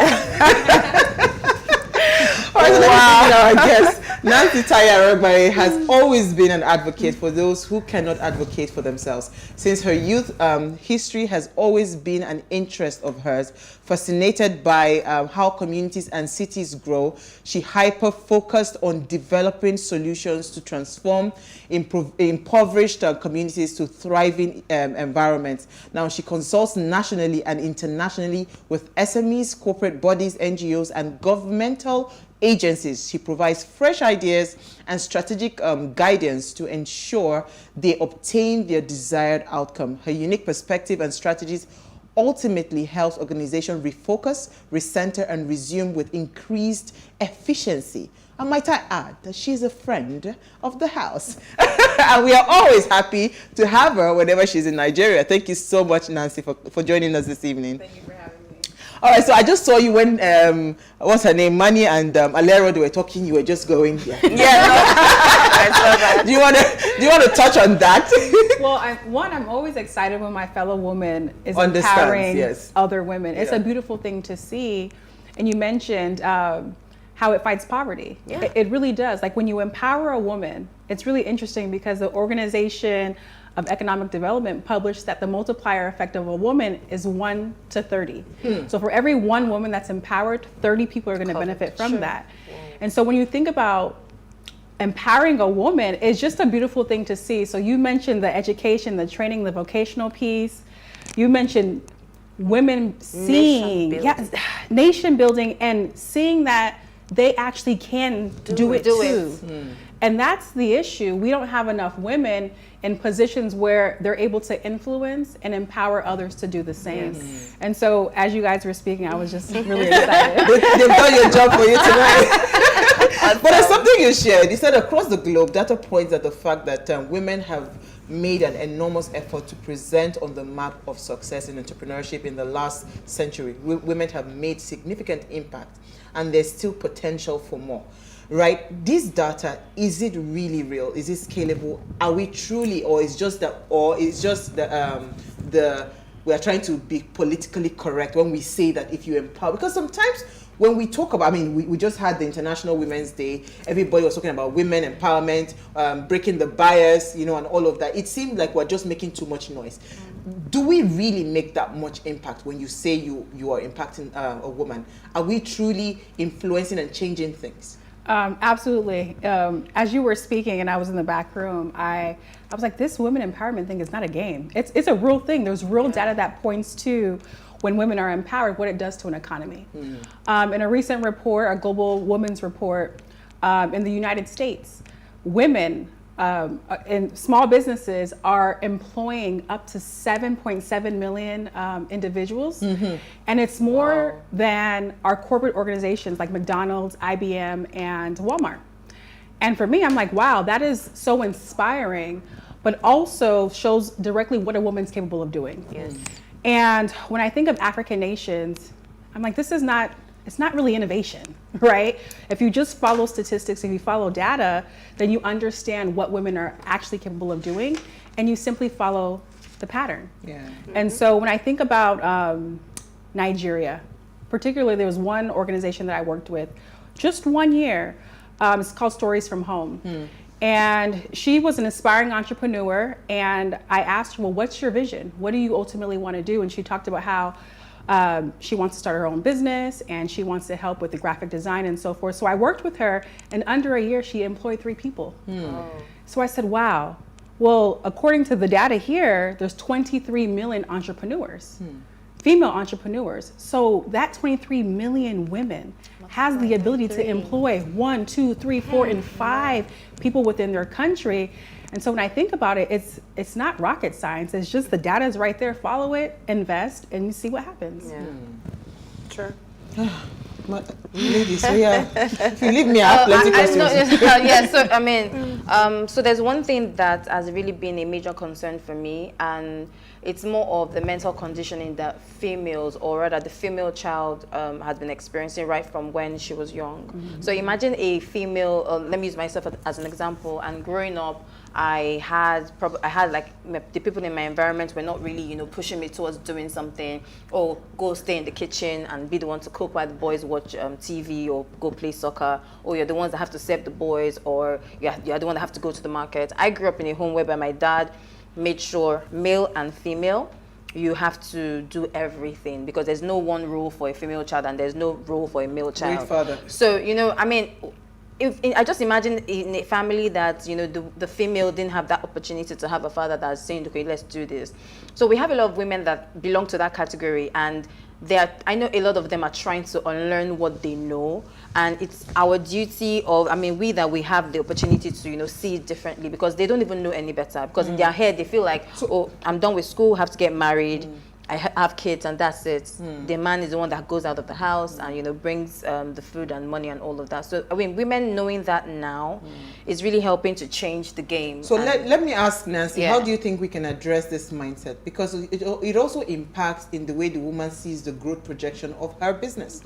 Now I see that a lot of challenges with small businesses is that they just want to be, you know, I just want to do business. Let me just make money. You know, let me just make money and all They of don't that. think about They are growth. not thinking conglomerate. We had to say they speak the grammar. They're not thinking big. They're not thinking, oh, I can actually do this on a global scale. You know, so this, what Alera just described, it has piggy into the future to go and affect the impact of, even when a woman is leading a business, she's just okay just having 10 staff. Meanwhile, that woman would have had the capacity to employ 1,000 people. So how do we change that mindset? When you're speaking, I'm like, was she at my training last week? I think she was. Because the training that we did was centered around the mindset of a woman. And oftentimes people ask me about, okay, what should I do when I start my business? I said, well, first you have to get your mindset right. If you're in business to make money, you don't understand what business really is. Business owners are the ultimate problem solvers. So your business should be a solution to an issue within the community. And the issue within your community in 2022, it's likely an issue globally. And so we have to think beyond our current circumstance. And that's what I encourage women to do when we work with them. And I really think there needs to be training programs centered around that. People don't know what is possible. That's what's happening here in Nigeria. Now, I've worked with quite a few women here in Nigeria, and I'm realizing they're not dreaming big enough. They don't even really understand what is possible. And I tell them, you're a click away from a breakthrough. You're literally one click away. Now in this 2022, 21st century, we're all connected in an instant. And so think beyond your current circumstance, think beyond your city, and definitely think beyond just making money. Because when you're solving an issue, people are gonna chase you. You won't have to go beg people to buy your product or your service. Okay, Money, quickly. Okay, so I bought something off someone on Instagram. And when I got the product, it wasn't good enough. It wasn't what I saw. So I gave her my feedback. I said, you can do better. You know, it was kind of tacky. So she called me and she was like, are you the one that just sent me a message? I was like, yes. And she went off on me. Yes, she did. So, women and emotions. So what are the characteristics and attributes that you think that these women must possess to be able to actually lead? You understand? So the basic things, foundational things. Yeah, this is when I go back to leadership. So there's business skills and there's leadership skills. And if you want to be successful, you got to know how to have both. And when you understand that business is about service, it's not about you, it's not about your ego, it's about the other person. Exactly. Then you'll be able to really level up your emotional intelligence and also level of empathy, right? These are things that have to be taught. They're not taught. So I would say, one, this woman, I'm like, clearly she needs some leadership development, but I'm not surprised because what was she supposed to learn? It's not taught in schools. She likely didn't go to business school. She likely didn't have any type of training, right? People are starting businesses out of passion or desperation. Yes. Where is the skill development, right? Where's the emotional intelligence and leadership development that's supposed to go along with business? And so where's the mentoring? It's not there. So this thing does not surprise me. Customer service is one of the most important things in business, and people aren't taught it. Okay, you know what? Let's go on a very short break. When we come back from the break, we'll continue the conversation. Stay with us. We'll be right back.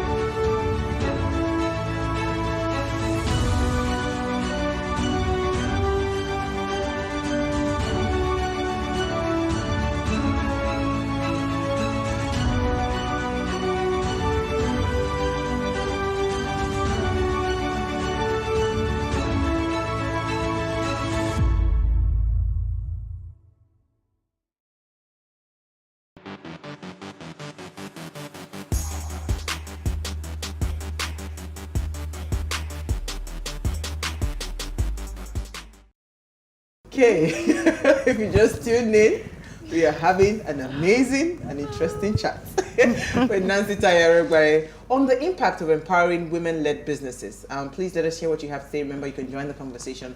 Send us an SMS or WhatsApp to 081-8038-4663. I want to go back to this topic, the impact. What does impact, or so what does empowerment mean to a woman?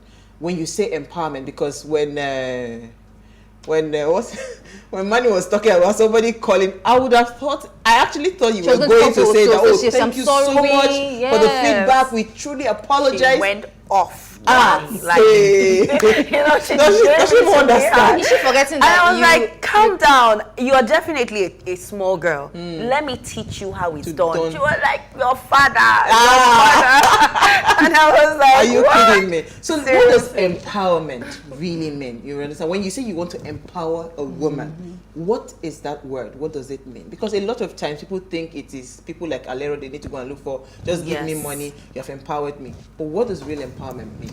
Yeah, I think it's a fabulous question. I was thinking about that, and I think right now we're seeing that empowerment is a financial thing, and it's not. It's not giving a woman money and saying, I support your business. It's getting her to understand her power. It's getting her to understand that she is capable of transformation. She's capable of saving her community, her family. She's capable of doing more than what she's doing in that moment. And it's a mindset thing, right? It comes from within. That's before the money. That's before the training, right? And I think that's what needs to happen. It has to be a comprehensive approach to the development of a woman, not just a financial thing. Yeah.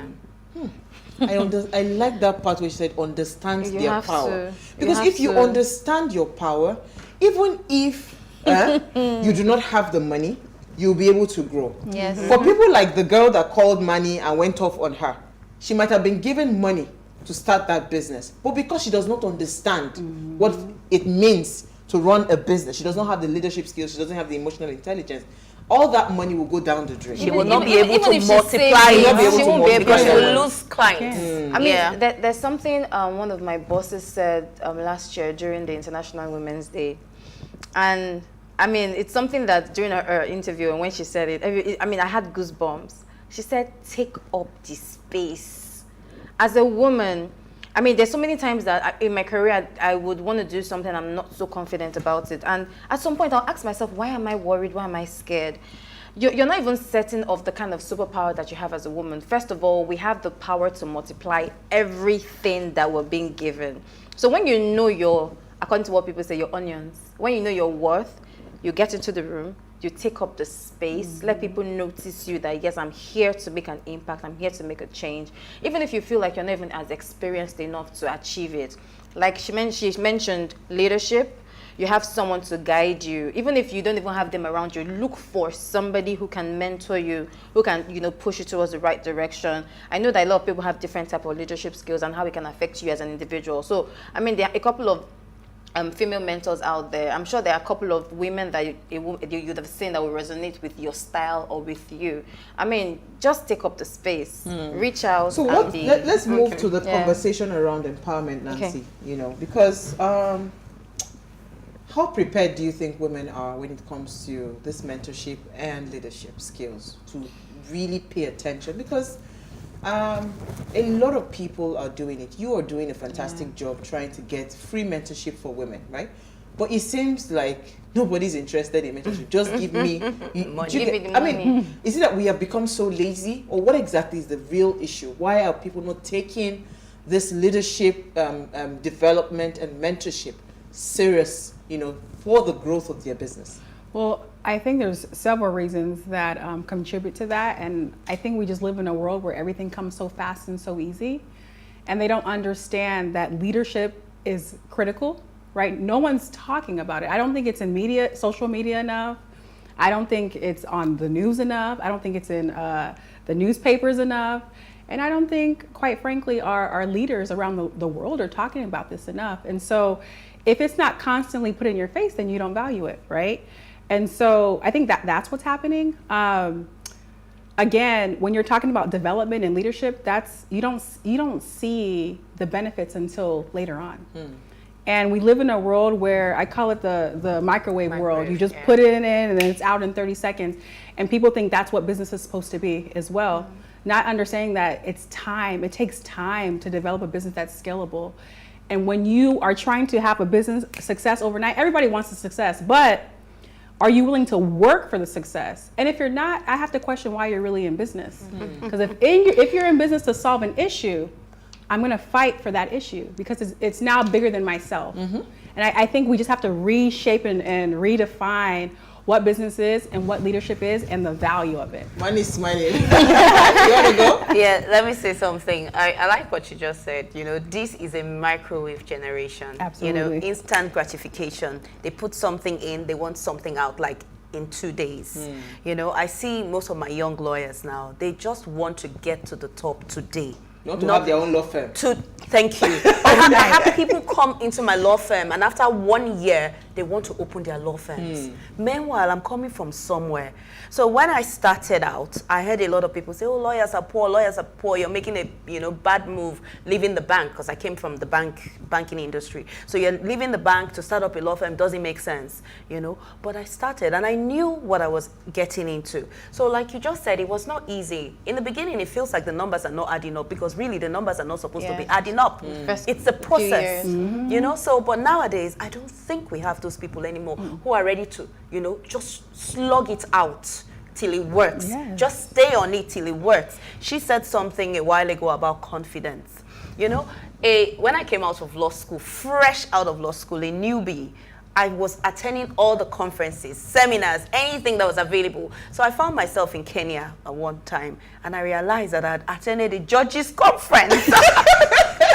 I was amongst all the judges in Nigeria. So there was judges from Sokoto, judges, and they were like, what are you doing here? And I was acting like I am supposed to be here. Like she said, make space for me. Take space. So I was taking space. Take it. You know, so nowadays we need a lot of confidence in taking this space, because the men are not even going to hand it over to you. You need to take it. You know, so how do we do that? Actually, she's here. She's going to tell us how to do that. I was going to add to what you said. So I do not want to create excuses for, I don't want to say my generation, right? Because I mean, as an individual, I'm a very restless person, in the sense that I want to do something that would create an impact and create a change. And sometimes the level at which I want to achieve that thing, let's assume that you're my boss. If you don't understand me, you might think, oh, I just want to get there quickly. But as a leader, if you sit me down and break it down, like, okay, this is what the journey is like. Thank you. I would prepare myself to know that, okay, I'm getting there. And it's always good to measure yourself. Like, there should be a milestone. I'm heading towards this direction, which means that when I get to this place, I check myself, I look back, and I'm like, okay, is this the thing you want to achieve? And set your next goal. Because the truth is, at some point, your boss will be the one to say, I think it's time for you to pick something. Let me based on what they've said, let me ask you, Nancy, what would be a realistic goal setting in terms of business growth or business or career success for a businesswoman? If she says, okay, I'm starting off maybe today, I'm hiring one person, what should be the trajectory? How should she envision that growth? Or how should she measure it, right? Yes. Well, I always tell business owners, what's your 5-year plan? So with businesses, the national statistics, 50% of businesses are failing within 5 years, right? So 5 years is like the 0 to 5 years is that startup phase. Once you pass that, kudos to you, right? So I say, why don't you give yourself 5 years? Can it happen sooner? Absolutely. Do we want it to happen sooner? Yes. Absolutely. But give yourself time. Give yourself a 5-year plan. And most importantly, plan for what you want it to look like in 5 years. I tell people, I've worked with so many people, I want to have a $1 billion company in 5 years. Awesome. Let's break that down. How much do you need to make in year 1? What does year 2 look like? What does year 3 look like? What does year 4 look like? How many customers do you need to have in years 1 through 5? Are you prepared to serve that many people, right? So people aren't thinking about their business on a long term, and 5 years is not even long term, right? But just in 5 years, plan for that. Give yourself that amount of time. See the story that I took today. It's not, there's a uniqueness of Nigeria. Do you understand? You know, it's easy for me to plan in a stable economy, to say, okay, I can give myself 5 years, we'll be rough for it, and we get there. But in an economy where there's so much uncertainty, there's so much instability and all of that, how do you still have that patience to be able to say, you know what, I'm going to give myself 5 years to this. If it's not working, you know, I'll probably say, okay, I failed, and I take up something else. How do you do that? I think that's a beautiful question, and this is why why are you in business? What is the purpose? What is the vision? right? So business for me, it's so much deeper than just trying to make money or sell this product or serve this person. I am solving an issue. I believe that if my product and my service and my voice is not used, there's a big problem on earth that will not be solved. And so for me, I'll go 15 years to know the next 20 are going to be great, right? And that's what we have to ask ourselves. How long are we willing to go through the journey? Because it's not easy. So that means it starts from the foundation of finding that, making sure that that business is here to meet a need. Yes. Yeah. Ah, okay. Absolutely. We're getting somewhere. We have a comment. Yes, so we have a comment. Hi, ladies. We all need to understand that our space here in Nigeria is different because our culture and because of our culture and our values. Even with all the business skills and your understanding, how important customers are is still very difficult to deal with Nigerians when it comes to business. I really understand what she's saying. I mean, I feel like Nigerians are unique people. Even when you go to the market, like the open market, and you're trying to purchase stuff, you know how, some retailers will actually act, or some traders. Insult you for just coming to price and not buying. Even with the story that she said that the vendor was. Yeah. I mean, I feel like it goes both ways. Even the consumers and the business owners. But I think this is not unique to Nigeria. It's everywhere. In terms of customer service, it's everywhere. Where you actually, I watched a video online where it was not in Nigeria, where they were insulting the whatever for attending to somebody else. I mean, we see this happen, right? So how do we uniquely tailor it to Nigeria? Because it seems like everybody just feels like Nigeria, we have very poor customer service and all of that. How can we tailor the right solutions? Because I don't think it's unique to us, though. It's not unique to Nigeria, but I will say, and we're peculiar. Yes. Why peculiar people? Our culture is there that affects. I think just culturally, we have very dominant personalities. That's what I'll use. But you can still have a dominant personality and still serve somebody. Yeah. Like that is what business is. And I had an experience here in Nigeria. It's like, why the customer service here is just lacking across the board. But then there was one person I went to somewhere specific, and they were so kind to me. Didn't ask for money, just wanted to help me. And I was so impressed. I was like, wow, thank you so much. And tipped him. He didn't even want anything, but because I just was yearning for it.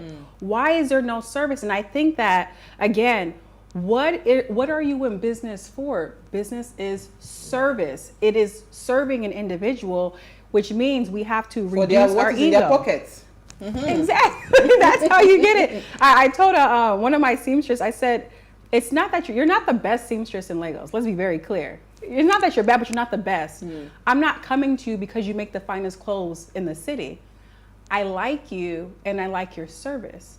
And and I was talking to her because she had bad service in that moment where I said, now you've broken the trust. I don't even want to come back to you anymore. You don't understand what relationship building does. Being kind to someone, being generous, and just being there for someone, it'll bring you back. Absolutely. Bring them back. And I think that's the mentality we have to have as a nation. Manny, you have a comment. So someone is just greeting us. Greetings, ladies. Sincerely, the capability of a woman is extremely awesome. Almost from 3 years, a girl already expresses so much attention and detail on her looks, etc. That attention to do the hair, the nails, the skin, personal hygiene, and so on. This ability, if given to leadership and bigger personal vision can add, will transform up to unsuppressible power. This gap is biggest weakness that limits the full potential of a woman. Question is why? From Benson. Did you understand that question? Let me take it again, because what he said was, let me see, he says, from almost at the age of 3, a girl already understands, you understand. But the gap is that ability to translate the thing you already have on your inside, which is the guidance. That's where that mentorship comes in. Yeah. Where you are able to say, you already have this inside of you, right? How about we move you away from hair, skin, and nails coordination to coordinating a structure, a business, and all of that. You understand? Is that missing link that Benson is talking about? So you channel that energy for a bigger purpose, a bigger vision. That's what he's saying, and that's where it comes back to what I'd linked to Alero's comments about how we think small as women. We're just so satisfied. So how do we start to get to that place where we are hungry? You know, so which I think you've already answered when you said, why are you in business, right? So I mean, if you were to sum it up, because, you know, when we are having fun, right? If you were to sum it up in terms of what the opportunities are in 2022 and beyond for women, because we are actually at the front burner of most conversations globally, women. We're at the front burner. So how do we tap into that as women? Yeah, I would say specifically women in Nigeria, it's critical that you seek support, seek mentorship programs, seek guidance, seek proper training, because the opportunities are there. People are watching, people understand what women are doing, and more opportunities are being created to support. But if your business is not structured, if you don't have your proper documentation, you're gonna miss those opportunities. If you're not seeking mentorship to even find the opportunities, you're gonna miss out. And so that's my advice to any woman that's in business who's self-employed. Get your ducks in a row, find mentorship, read, be serious about what it is that you're doing, because there's opportunities that are here and it could transform your life and your family's life and your community. Absolutely. And there's something you are doing in September, right? October. Oh, October. Okay. October, yes. Will it be free for the women coming on the program for the mentorship program? Yes. So our program is free of charge for them. We fundraise. It still costs, but we do offer grants for our program. And what we're doing is giving women practical skills for global positioning. And so, do you have the skill set? Do you have the knowledge to even position your business to go beyond your current borders? And then also offering mentorship after the 1-year program. Awesome, awesome. Somebody's just greeting us today. Always great women when you got it. Okay, great women. Thank you so much. You didn't put your name. Okay, I think it was, I don't know his name. All right, so thank you so much, ladies. Thank you, Nancy. I think we had a fantastic conversation. TGIF, baby. Yes. Thank you, Manny. Yes. You know, I'd just like to add, because I think I have like 2 seconds or 2 minutes. I cannot let my time waste. No waste. You know, I'd like to add that every woman out there, you know, you are actually a potential billionaire. You're a potential employer of labor. So you can actually, you can take yourself from where you are, you know, to a whole new level that even you did not even see it coming. But we need to be able to open our minds. I mean, I attended a program, and in all fairness, it was shocking. I think I'd mentioned it, where you were put in front of an investor as a woman, and you were asking, this was an investor that had the capacity to give you $1 billion. You were asking for $10,000 because what? You didn't see the vision. You didn't have a big picture, right? So I don't know. Is big picture going to be part of what you're going to be teaching us? How to see it bigger? You got to dream big. That's the first step. Dreaming big. Awesome, awesome. So I wanted to quickly add. Yes, I want to quickly add something based on what Manny said and what you said. In doing business, I feel like you need every individual, male or female, but in this case a woman, you need to have empathy. You need to try to see, like you said, the bigger picture, because it's not about now. So even if you don't have the personal ability to be nice or to be polite or to be, you know, enthusiastic to your customer, then employ somebody who can. But I mean, with this experience, because if, for instance, now the items that she has on her store is good, she wouldn't complain. But the fact that she's complaining and you as an individual, you can't handle that. Employ somebody who can, so that you do not lose money. Why can't we just not get the product right? Do you invest in, do you mentor businesses that their products are not right? I think it should start from the right product, right? Absolutely. Do you know your market? Because if you have products that are the customers don't like, then something is off. You don't understand your market and who you're selling to. Absolutely. So I've finished my 2 minutes. Thank you again, Nancy. Thank you, Manny. Thank you. Alero had a fantastic show. See me, I want to go to my bed. So before we go, do ensure you follow us on Instagram at PlusTvAfrica. You can interact with us further, drop a comment, and more importantly, follow all the engagements on social media, like, share, and invite your families and friends to watch and follow the conversation. Nancy will be giving out freebies in October, so look out for that, because we always give freebies. It's just that you people do not collect it. We don't know. Opportunities are there. You have to take it. Nobody's going to hand it over to you. All right, so if you missed today's quote, here it is again.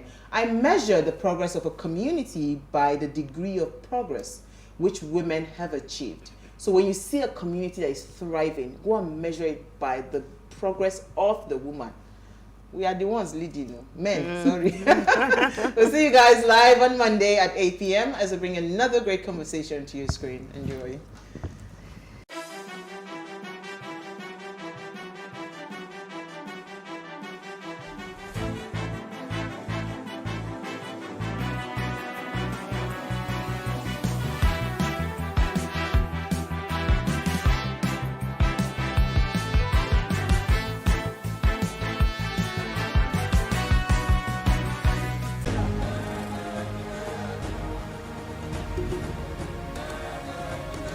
Welcome to Plus Trending. I am Bookie November, your host, saying thank you for joining us on today's episode. Welcome back. It's tea time on PlusTvAfrica. Practice makes perfect. I'm not perfect yet, but I'm a lot better than I used to be. He's a king. He's entitled to marry 100 if he wants to.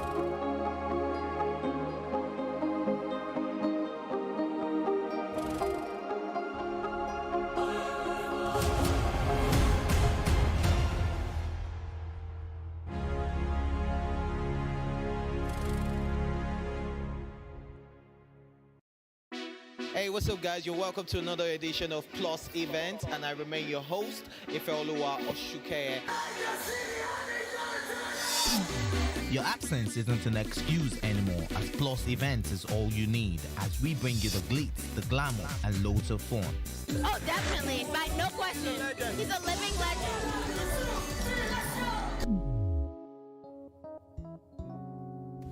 Oh, God forbid, Holy Ghost fire, I know. I just want to be blown away. I want to be wild. This is 11 years of doing it.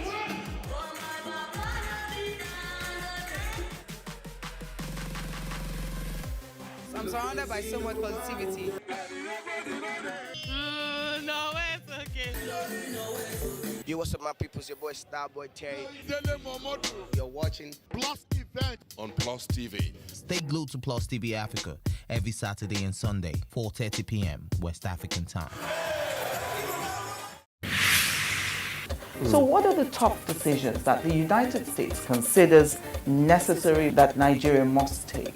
I like to think of you, the viewer, to better understand the issue before making up your mind. Our goal is to reduce from 10 to 2 days the time it takes to register businesses in Nigeria.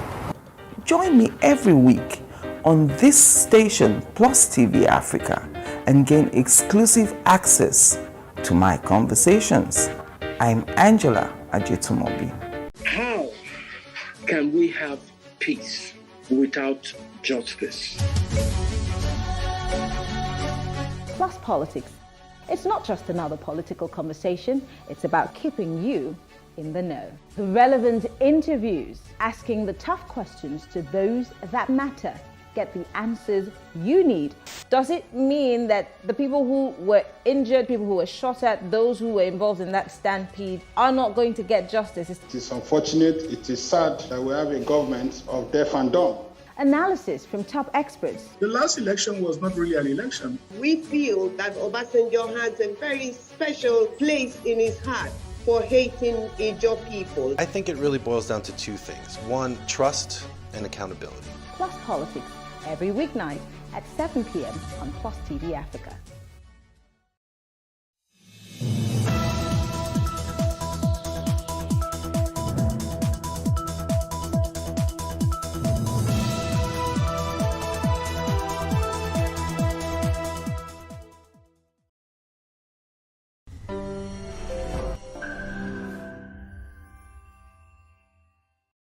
Hello and welcome to One on One Today. And today is a special episode because we have one of Nollywood's finest, Dakore Egbison Akonde. Yay! You got it. I know it's a tongue twister, but yes, you got it. Thank you so much for joining us today. Thank you. And you told me earlier that Dakore means daddy's girl. Yes. Oh, interesting. A Really child who takes after the father.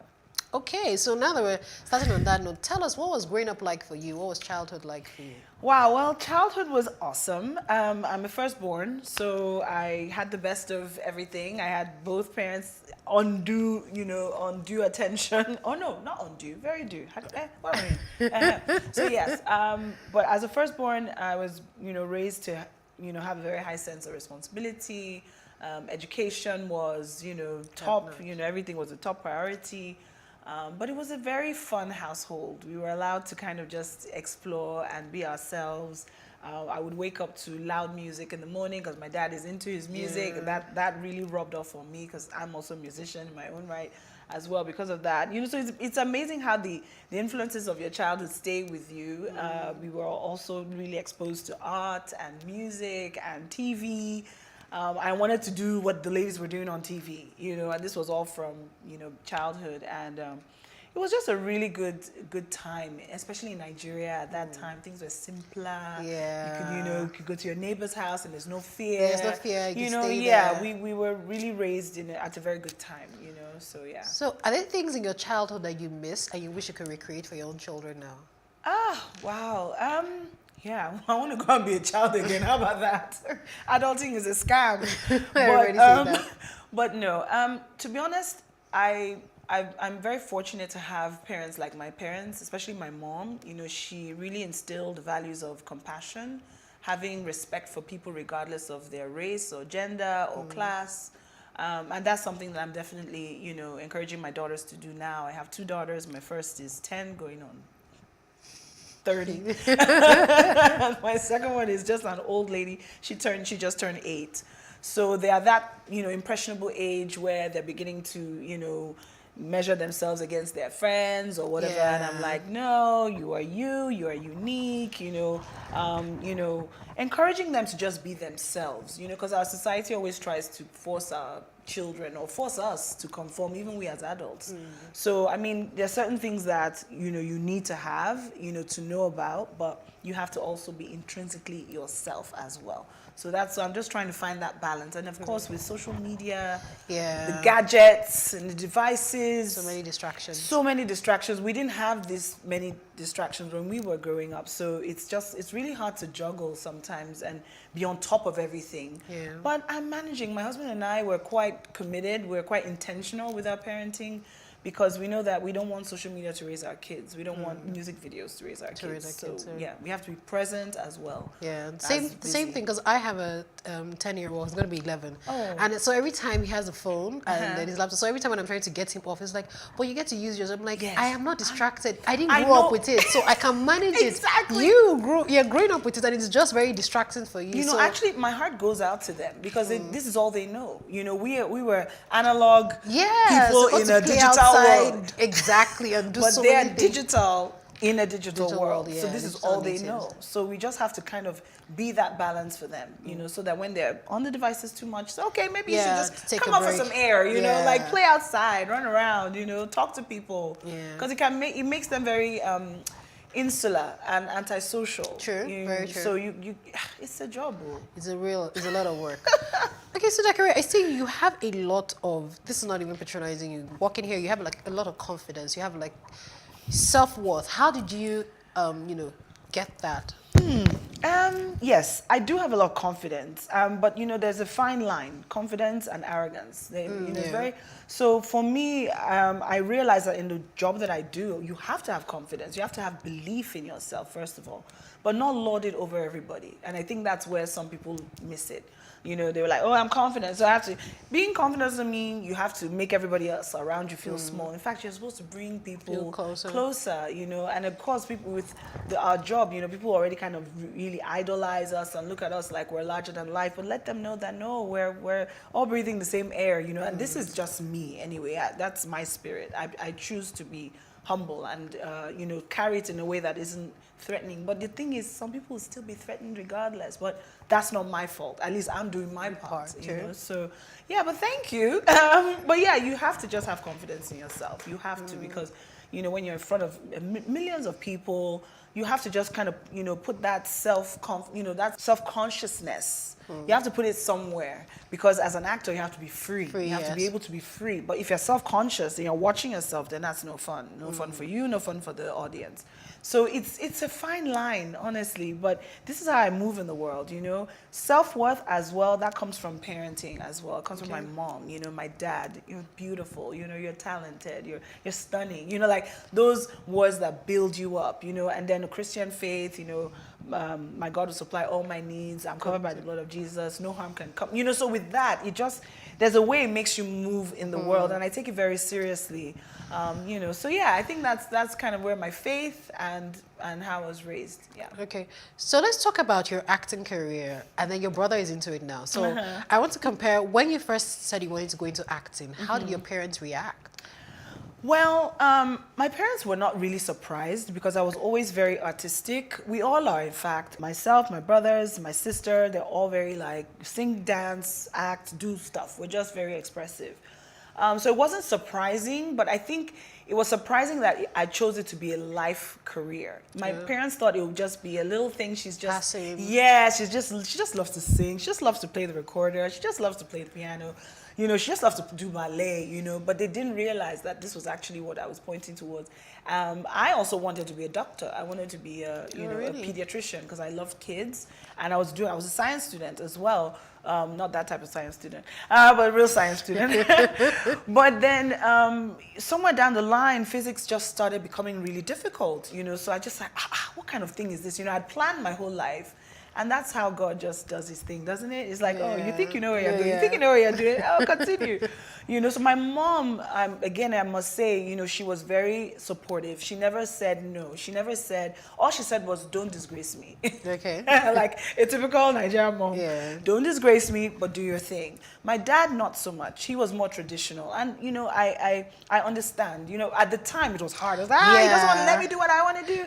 So that's what I want to ask you now. Now, compare your brother is into acting now. Yeah. Compare that when you got it and when your brother got it. Look, I did all the heavy lifting, okay? Timothy is chilling right now because they've seen that I've done it and I was able to make a sustainable life out of it and a successful career. So, of course, they're like, oh, by all means, go for it. So, yeah, but I'm first, he's last. So there's like almost 10 years between us. So the time, you know, difference has obviously, you know, worked in his favor, and I'm happy for that. That's why we're firstborns. That's why we're supposed to just make way. Make way. Yeah, so that's kind of. All right, we need to take a quick break. Right after this break, the conversation will continue. Stay with us.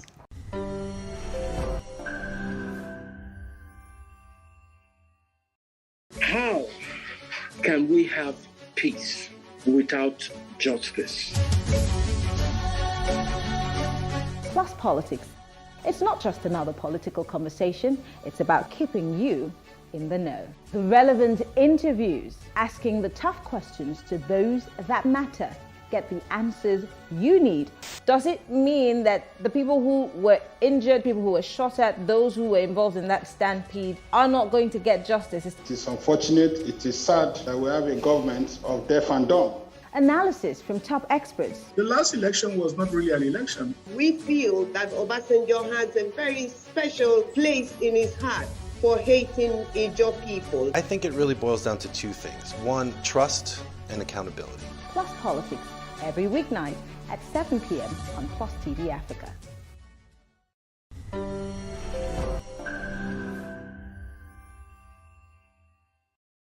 Thank you for staying with us. I still have Dakari here with me. So now, apart from being an actress, you're also regarded as a style icon. What inspires your style? Wow, you know, I think creativity.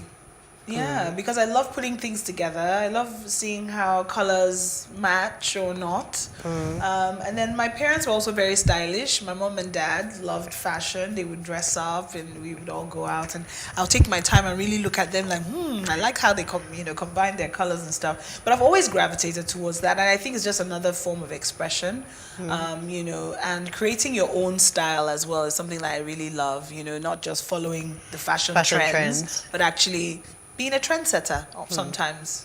Okay, so now let's talk about this journey into entrepreneurship that you just started. Yes. How has it been like? I'm not an entrepreneur really, but every time when you hear about the story of entrepreneurs in Nigeria, it's like blood, sweat, and tears, in that order, and a lot of work. Yes. So please tell us about it. It's been really challenging. Dakori Beauty is the name of the brand. It's a skincare luxury brand. It's body butters and body oils, all natural. Body polish. Always have to look great all the time. So actually gravitated towards that space with the ethos of just being comfortable in your own skin, your God-given skin, So, this has just been an idea that I've been playing with for a while. And I said, you know what? Now's the time, now's a good time. And I think also because I've been fortunate to be brand ambassador for several brands like MTN, Samsung, of course, Too Sure, Amstel Malta. So I've learned a lot about how to, market stuff and learned that people like what I do and what I say. So if I say a product is good, people tend to believe that. And because I also use the products and I've been working with these big companies for such a long time. So I figured, okay, might as well, create something that is really inherently me and, put it out there in the world. So that's what Dakori Beauty is about. For many people, they see influencers influencers, celebrities, like yourself, bring out this product and then they don't really, know anything about it. Just like someone has got to just package it for them and they just bring it to them to just put their name behind it because it will make some money. No. Look, for me, for any brand that I've been a part of, it's something that I use in my own life. And I don't have to say it, but I have to because of what you've just brought up as well. It's a very valid thing to say. For me, everything that I do is authentic. It is authentically me. It is intrinsically me. This product is what I use on my skin. That's what my children use. That's what my husband uses. What my mom uses. I had to test it on everybody in my immediate family first. And they gave me feedback. And based on that feedback, I went back. My friends, I reached to them. Do you like this? What do you think about it? Oh, let's take this out. Let's do this.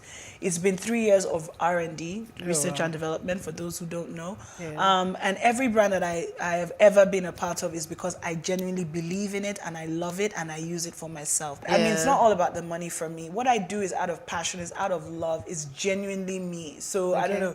I just felt a little bit, No. I needed to ask. No, but you were honest. Yeah, but I need to ask because that's why. So especially now that, Dakori's Beauty, for example. Yeah. How do you sourcing of products? Is it locally? Do you have to bring in stuff? Because a lot of people are talking about how there's a lot of development for like real estate, but we're losing our forests, plants, products. So how are you sourcing for some of those products locally? Everything for the product is sourced here in Nigeria. Oh, okay. All locally. Everything from the box to the bottles to the shea butter to the jasmine oil to everything is all within Nigeria. I source it. I don't go to China. I mean, I understand people who do because of bigger volumes, but for now, it's a small business. I'm making it in small batches with lots of love, handmade. Artisanal, also helping a young entrepreneur who also has her own beauty line. I'm actually, getting her to make the product for me. I'm working with her to create the product. So and she's about 24 years old. I met her through the Dare to Dream project. I was a juror on that project, with Kinabuti. And then I just loved what she was doing. She was so entrepreneurial and stuff. And I was like, okay, I want to do this. Can we collaborate? And that's how I'm making her have more money in her business that she can put in her business. So it's all very much within Nigeria. Also, I'm a juror for the Ethical Fashion Institute. So we're all about sustainability. It's affiliated with the UN. We have an accelerator program for African designers. So I'm also learning about sustainability chains, making sure that everything is above board. Fantastic. I'm infusing a lot of the things that I'm personally passionate about. Like, for instance, the box, it's eco-friendly because I care about the environment, climate change, all of these things. So I'm just like pouring in all my little influences and everything that influenced me into the product and into every other thing that I'm doing. It's all about giving back. It's all about giving back. So and we need to grow the Naira. Yes, we do. We need to create stuff from within. We have so much around us, but we're not taking advantage because everybody wants to do the fast thing. It's not the most easy business to do. It's not easy to do any business in Nigeria. It's not easy to do anything in Nigeria because our environment is so toxic. It's so difficult. But we're the most resilient people in the world. We still make things happen. Look at our film industry. We're talking about film industry. It came from, you know, you understand? Yeah. And now it's what's employing so many young people that otherwise, and me, I only got over what I've been doing if I wasn't acting. You know what I mean? Yeah. So we are resilient people, and I want to see a Nigeria that we can all be proud of, but we have to be part of it. We have to throw our hats in the ring and do it. Okay. Yeah. Okay, so now, you know, do you get asked this question because your product is a beauty product? Yes. And you know that in this side of the world, everybody wants to be shades lighter. So do you get, you know, questions like, oh, does it make you tall? Does it make me shades lighter? Yes. And how do you handle those questions? I get that a lot. But you know what? I'm just very honest. And I say no. It's going to just enhance your natural beauty. It's going to make your natural melanin pop. I'm not trying to lighten you. I'm not trying to make you feel, because again, I'm a disciple of Fela Nicola Pokuti, and I love being black. I love being an African brown-skinned woman. I have daughters, you know, and whatever I do, they're watching. So I let them know that, look, I love my skin. You should love the skin you're in. So I always tell people, I'm sorry, oh no, it's not that kind of product, you know. But if you're really into enhancing your natural skin, that's for you, you know. And I think it's important because you don't only talk the talk, but walk the walk. You know, my products are all natural. Nothing's gonna bleach you. It's just gonna make you glow. From within, like how I'm glowing. Can you tell? Interesting. So you've really taken some really interesting journeys. So this journey into entrepreneurship, this journey into making your own film, writing and producing. Tell us about that. Yes, Blackout's the name of the film. Blackout with a Q, not a CK. Really, it's just a young woman's journey. It's a coming-of-age story, talking about the rise of a young Afrobeat singer and how she has to navigate the world and the things that life throws at her, and how she's able to, you know, you just rise above the circumstances that she's found herself in. So yeah. So the journey of writing. Have you written a film before? It's been crazy. So how did you get that when working with other writers? Because you were telling me earlier how you had to go across the world. Yes, because I'm trying to make the first crossover film, international crossover film. Yeah. Okay. So of course, if you want to do something different, you have to do things differently. But I know that my root is Nigeria, and the story is based in Nigeria. So I worked with Nigerian writers first, and then I went to LA because I you know, kind of have two lives. I live in LA sometimes of the year. So I've been exposed to meeting a lot of writers and everything, and then I got an African-American writer to write, you know, that part so that we could have a nice balance. So that was really interesting. I wrote the treatment, I wrote the story, but then of course I needed people who could make it into a screenplay because I'm not a screenplay writer. But basically it's my story, you know, it's a story that I've conceptualized in my head. It's been in my heart, carrying it around for about 5 years, and then I just took the plunge and did it. And so yeah, it's really exciting. We had principal photography last year in November. Okay. It's currently being it's in post-production at the moment, being edited and, you know, all the other things. So I'm actually seeing the first draft this week. So I'm really excited to see what comes out. But then, you know, I also got really amazing cast members. My brother Timini is in it. Tinamba is in it. Ike Chukwu, Jim Ike. And then some special appearances by some musicians of now in the film as well. No, it's really like I'm making it like our own A Star Is Born. That's kind of the closest thing I would say to it. But it's really exciting. Writing, producing, co-executive producing. Shout out to Nigeria Breweries for also supporting us. One Africa Films, who are my co-producers, and my friend a little bit. You know, after a while, you do the same thing, and then you start, okay, what's next? What's next for me? But I didn't want to do it because everybody else is doing it.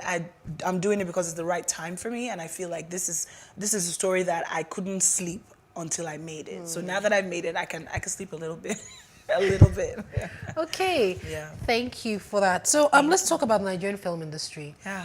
It's grown well. Yes. You know, some of our films are getting a lot of recognition abroad, and then with the arrival of some streaming platforms like Netflix in Nigeria, so a lot of films. But what do you think we need to focus? What are some of the areas? We don't have enough structure. We need to have working bodies that are not just bodies in name, but actually do the work that they're meant to do.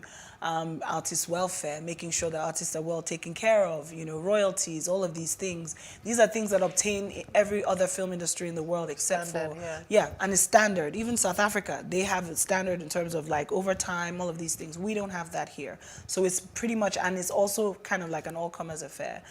which is also something that I think we need to start to try to figure out how to regulate. And not regulate in the sense of not letting people in, but just making sure that those people who are in are real practitioners and really want to do it for the love of the film industry. I think also the streaming platforms have been great. They've really helped us because for a long time we were kind of just relegated to the mom and pop shops, you know, in the diaspora, you know, where just outskirts, not quite mainstream. We're not quite mainstream yet, but with Netflix, with Amazon, with Google Plus, all of these things, they are now bringing us more mainstream. People are having more of an opportunity to check out what we're about. Standards have increased and improved in terms of our output, the films, the quality of the films. So I'm really, really encouraged because I started in the industry when it wasn't cool to be a Nollywood actor, you know, where we were laughed at, you know, that was the VCD era, Asaba, and all of that. But I've really loved being part of the evolution and also watching it as well, you know, like from like an outsider and seeing that we have really done a lot. We've grown, and I think we have to encourage ourselves that we have grown. But at the same time, let's not rest on our oars. Let's keep on pushing. Let's try and find more international collaboration. I think that's really important because you can't continue to be a big fish in a small pond. You have to come outside of yourself. And so I hope that we can do more of that. I'm trying to do that as well with my film, you know, like trying to make it a crossover film. And all those things, I think little drops of water make a mighty ocean, they say. So let's just keep on doing what we're doing, but we need the government as well to really help us in terms of creating these structures, putting it down, you know, let it be if it has to be anything concerning the entertainment industry, this is how we should do it, you know. I feel like that's the way the government can help. Not just use us, you know, when it's time to say, oh, these are the cool things, use us to shine, but then ask us, let's sit together and say, okay, that's crazy. You know, you can't continue to ignore that because a lot of young people are being, you know, being employed because we have a film industry and music as well. Music has been great. Our music has gone global.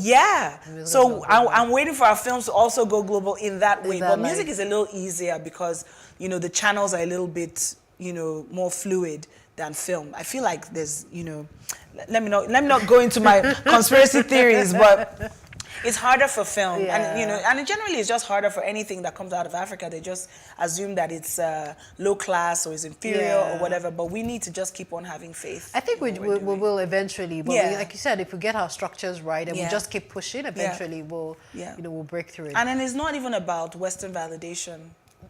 Exactly, because we always wait for them to, you know, validate us to just, and then we need to also own our own stories and tell more of our own stories without necessarily being in the forest and wearing leather. Like really? Oh wow! And then time is fast spent. Well, let me just ask you my last question. I really wish I had more time. How do you stay grounded? How do you stay grounded?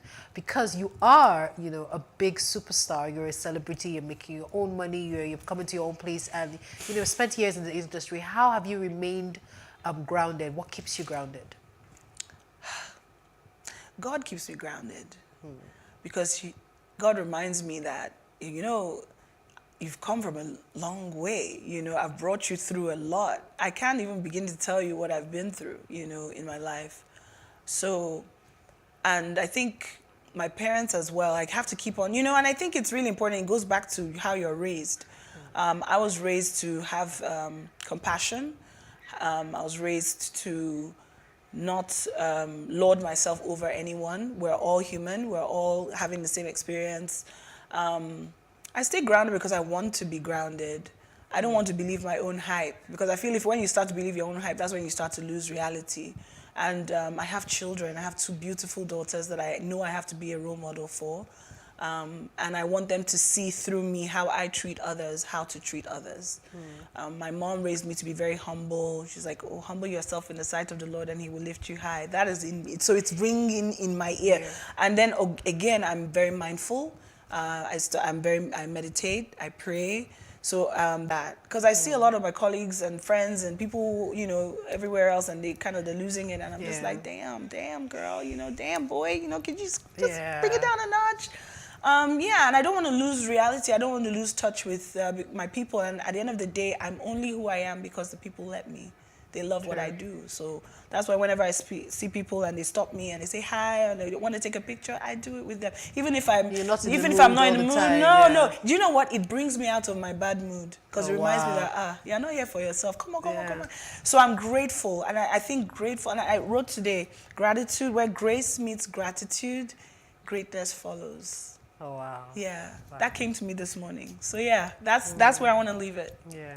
Oh wow, that's a good note to leave it. Thank you so much.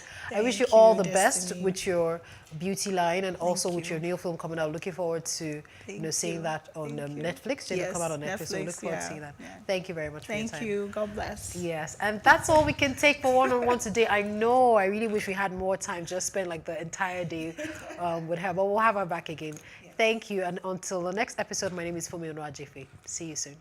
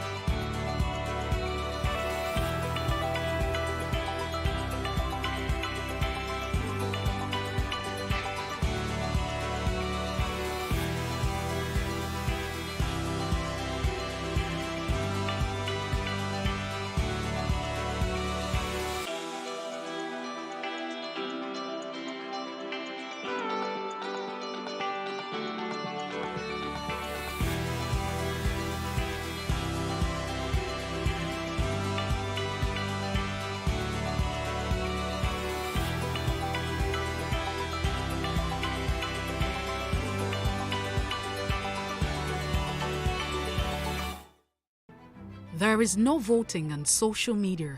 To vote, you would require a permanent voter's card. To get your PVC, visit cvr.inecnigeria.org. Create your account with a valid email address and start the registration process. An activation link will be sent to you. Click on the link and activate your account. Fill out the form, pick and submit a convenient date and time for your biometrics. Print the application slip, which should have your QR code. On the appointed date, go to the nearest INEC office for your biometric capturing. Thereafter, you will get a registration slip to pick your permanent voter's card when ready. Get your PVC today. This message is from PlusTvAfrica.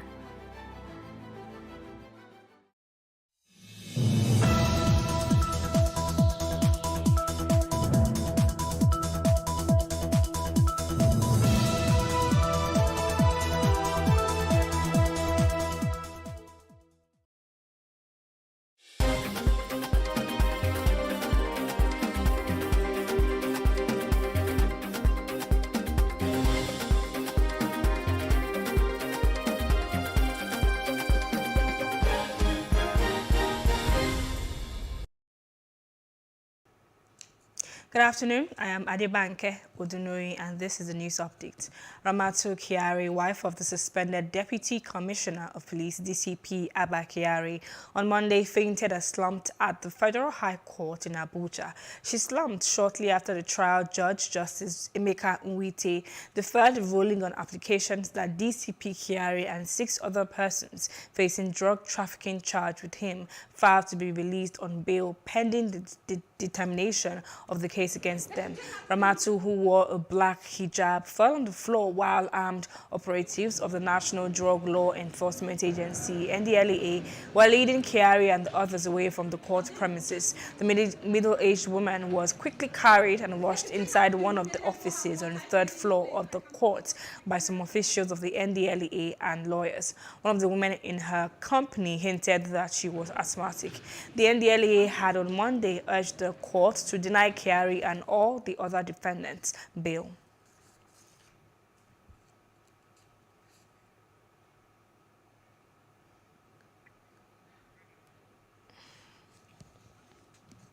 and ASU has extended its warning strike by another 2 months. A National Executive Council member of the union, who did not want to be named, confirmed the development to reporters. He noted that ASU made the decision at its prolonged meeting of the National Executive Council (NEC), which started on Sunday and ended on Monday morning. The NEC meeting was held at the union's National Secretariat at the University of Abuja. Earlier, we were joined by Dele Ashiru, the chairman of ASU of UNILAG, and here is what he had to say. We met at the weekend at our National Executive Council meeting to review the activities of government so far concerning the demands for our strike. At that meeting, we took reports from our trustees and principal officers who have been engaging with government. The report indicated that government had not shown enough seriousness in addressing the demands that led to the declaration of the strike action. Specifically, we noted that government was a little bit late in setting up a review panel for a report that we had concluded since May 2021. And that while discussions was going on with NIDA on the suitability of UTAS for the Nigerian university system, the Director General of NIDA, without consultation with those meeting with us, went on air misleading Nigerians that the software developed by Nigerian academy had failed.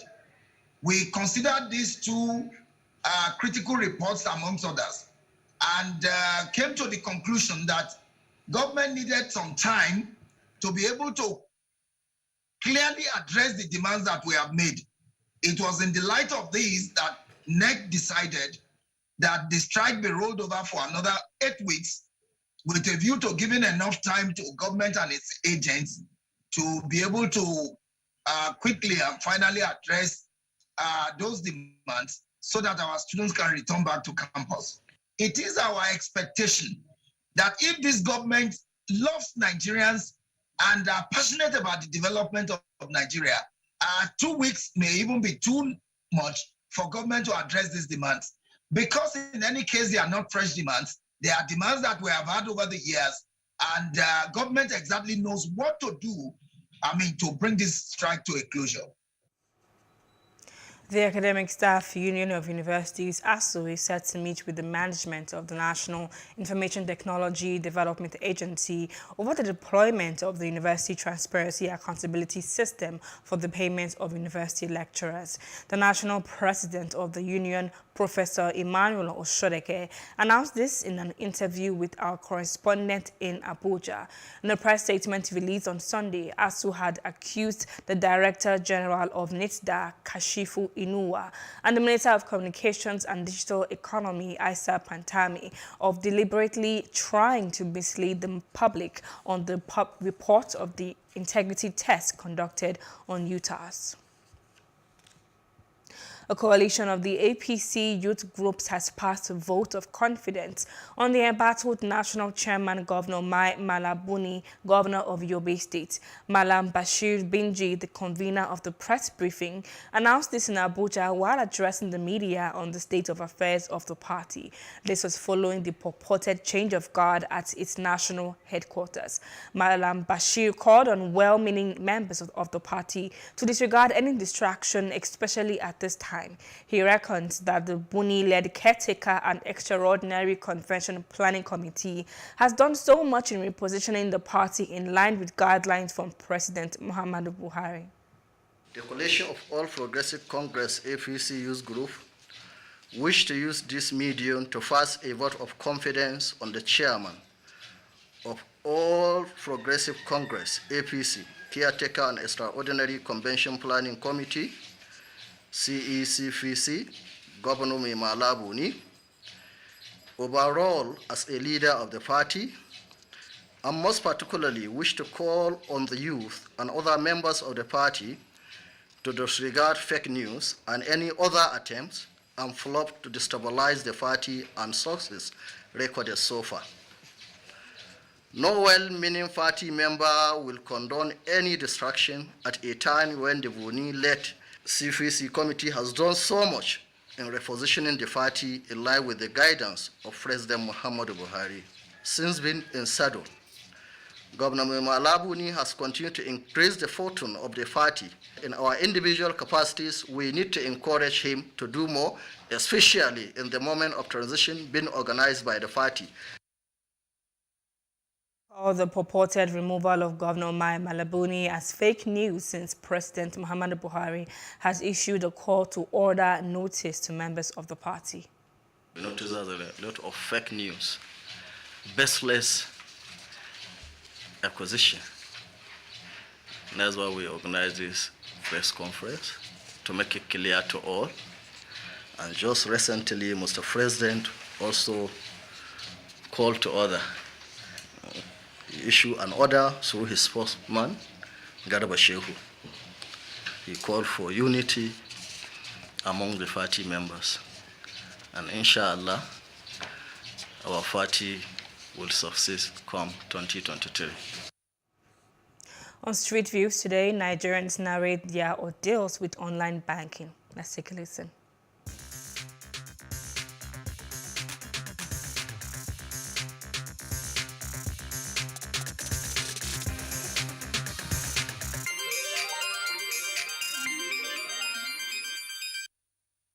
Some people will borrow money from them.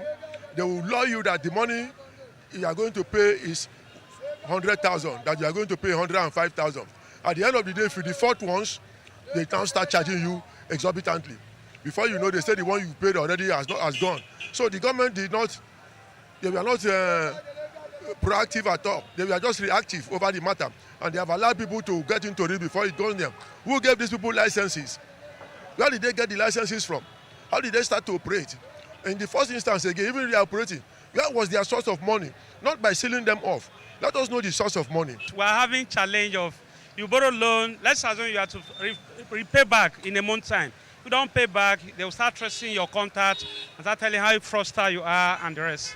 It's a very bad experience. I think most of them need to shut down, because if someone asks for a loan, the necessary thing for you to do is ask for their details. If anybody is used as a guarantor, you need to find out who that person is, their details, and confirm if they are willing to be a guarantor for whoever is asking for the loan. Because I just got a text message now. He said Rafiat Ali. I don't even know who that person is. I have bitter experience about them, because there was a time somebody borrowed loan.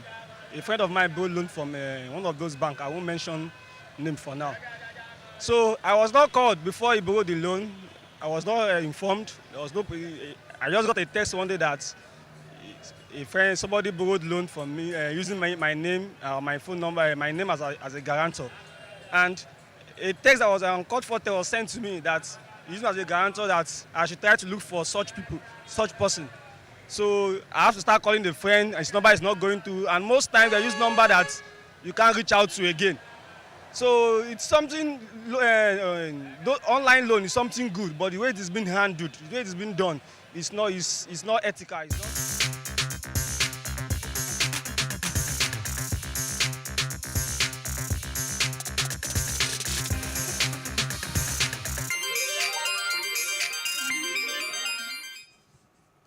And moving on to other parts of Africa, thousands of Tunisian opposition supporters demonstrated on Sunday in the capital against President Kais Saied's power grab and the economic crisis in the North African country. Protesters held up signs in English and French reading, "Tunisia, wake up," and "Tunisia's state is on the verge of collapse." Saied last July sacked government, suspended parliament, and moved to rule by decree, sparking fears for democracy in the birthplace of the 2011 Arab uprisings.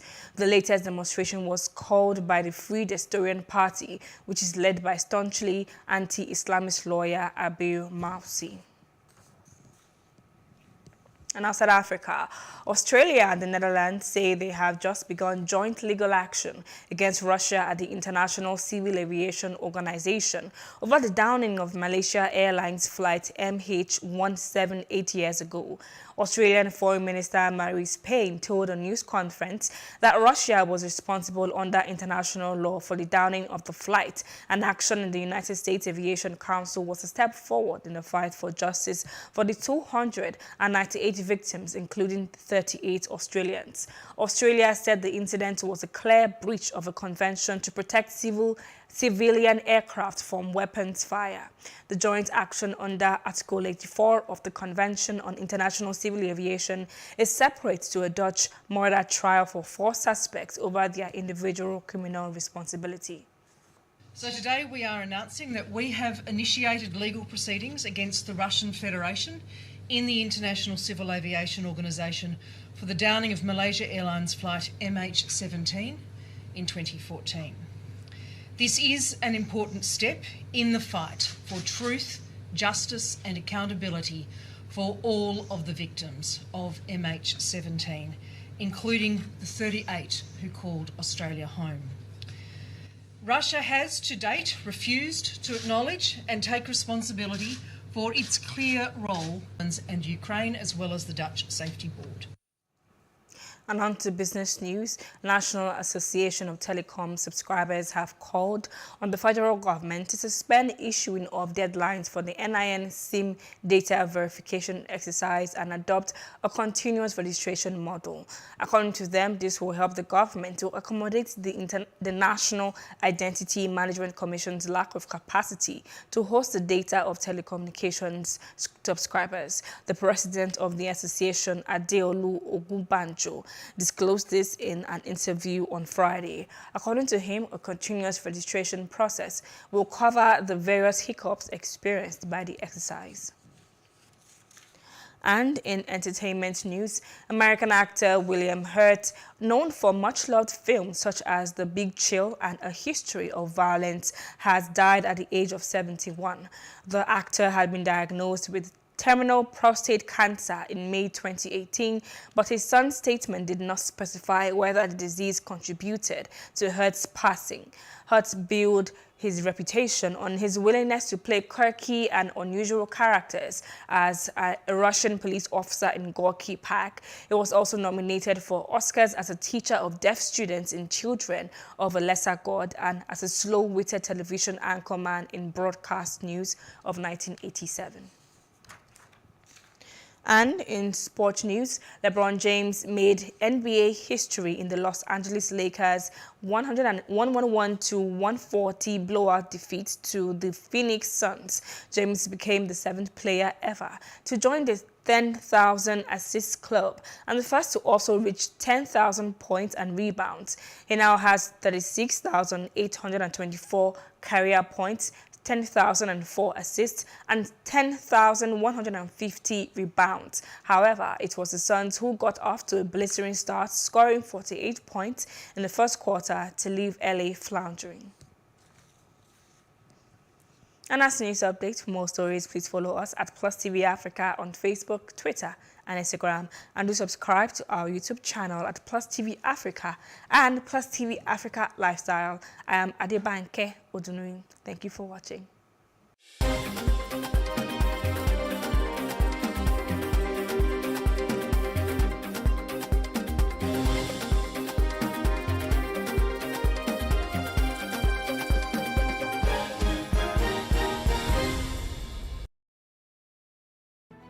There is no voting on social media. To vote, you would require a permanent voter's card. To get your PVC, visit cvr.inecnigeria.org. Create your account with a valid email address and start the registration process. An activation link will be sent to you. Click on the link and activate your account.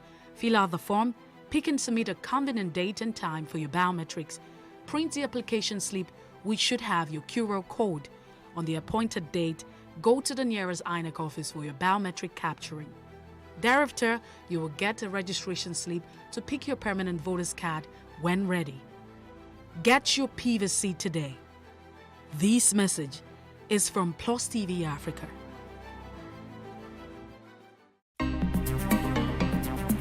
Life can be fun and rewarding, but it also comes with some risk. As in business, you win some, you lose some. And that's why you need to be wise in the choices you make. It's like placing a bet. Again, you need to be wise. Wise in choosing an innovative platform with the highest market options and highest odds ever. That's why Winners Golden Bet, the leader in online, in-shop, virtual, and live sports betting, gives you enhanced platforms that offer you the best chances of winning. For betting on live soccer matches, live dog races, and virtual games, Winners Golden Bet is your best bet. Instant payment of winnings guaranteed. Play online or in any of our numerous shops nearest to you. Hey guys, be wise. Play on Winners Golden Bet. Winners Golden Bet, the wise choice. Hello and welcome to Space and Style, a property show designed to connect various stakeholders across the property value chain. We can also provide realistic solutions and deepen your knowledge about the interesting world of real estate. We shall showcase architectural design, interior design trends, lifestyle and real-time property news updates, and the right way to navigate through property development and investment. Join me every week on this channel as I take you through an exciting journey in the world of real estate. Space and Style, 6:30 p.m. on Saturdays and 5:30 p.m. on Wednesdays.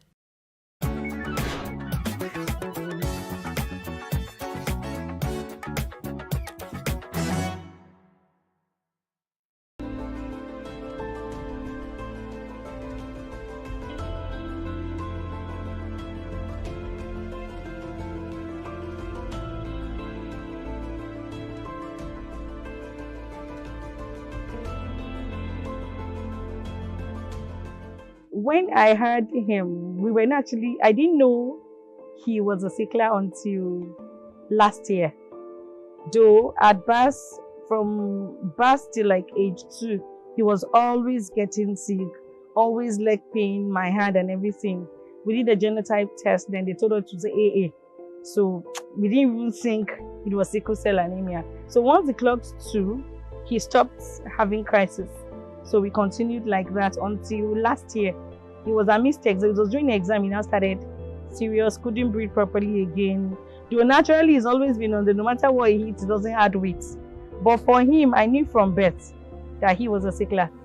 Some of my own experience are the hand pain. The hand pain, I've never experienced the hand pain. I only experienced it once after all the pains were gone. But the chest thing was the first I started experiencing. When there is a deformity in this oxygen carrying capacity of the blood, that is, there is a deformity in the red blood cells. This oxygen carrying capacity, it becomes abnormal. It can no longer hold. Now, what we call sickling, that word sickle cell comes from sickling of the red blood cells. The red blood cell is biconcave, and when it is now sickled, its corpse is sickled. Like a sickle. That means the capacity, the ability to carry oxygen is reduced. There are a lot of challenges, but I will go with, growing up having sickle cell is one of the most difficult things ever. And I believe also that surviving sickle cell is dependent on how the warrior has been treated. Living with it in your school days, you have to know how to survive. Sometimes you miss classes, you miss exams because you're having a crisis.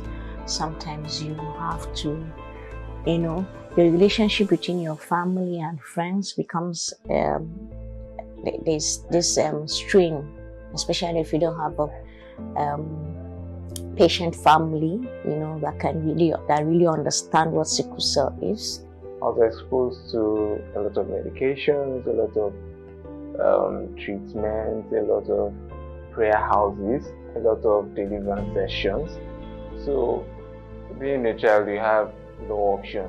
You just have to go with whatever your parents say. Whenever any person has had sickle cell and there is manifestation, then what we can do is to now treat or prevent them from having crisis. There is one thing to have sickle cell, another thing is to have crisis from the sickle cell. This crisis is derived to oxygen to the blood cells. Malaria is something that actually brings my own crisis and blood infection, the usual typhoid that they call. If it starts with my limbs I know malaria is around the corner. But if you start with my vertebral column, I know that this could be blood infection. What makes me know that, okay, probably I'm going into crisis is that I start feeling a bit tired, a bit weak. Then I start feeling these pinches, on my body. I started having crisis even before we knew it was sickle cell. So I've been living with I'm 35 now, so let me say for 35 years. There are times I don't go to work for like a month, sometimes 2 months, as long as the crisis lasts. But thank God for the kind of people I work with. They tend to understand with me. It's financially burdensome. Your work, if you don't have good people working with you, it affects that too. And some people, there are some instances where you lose a job.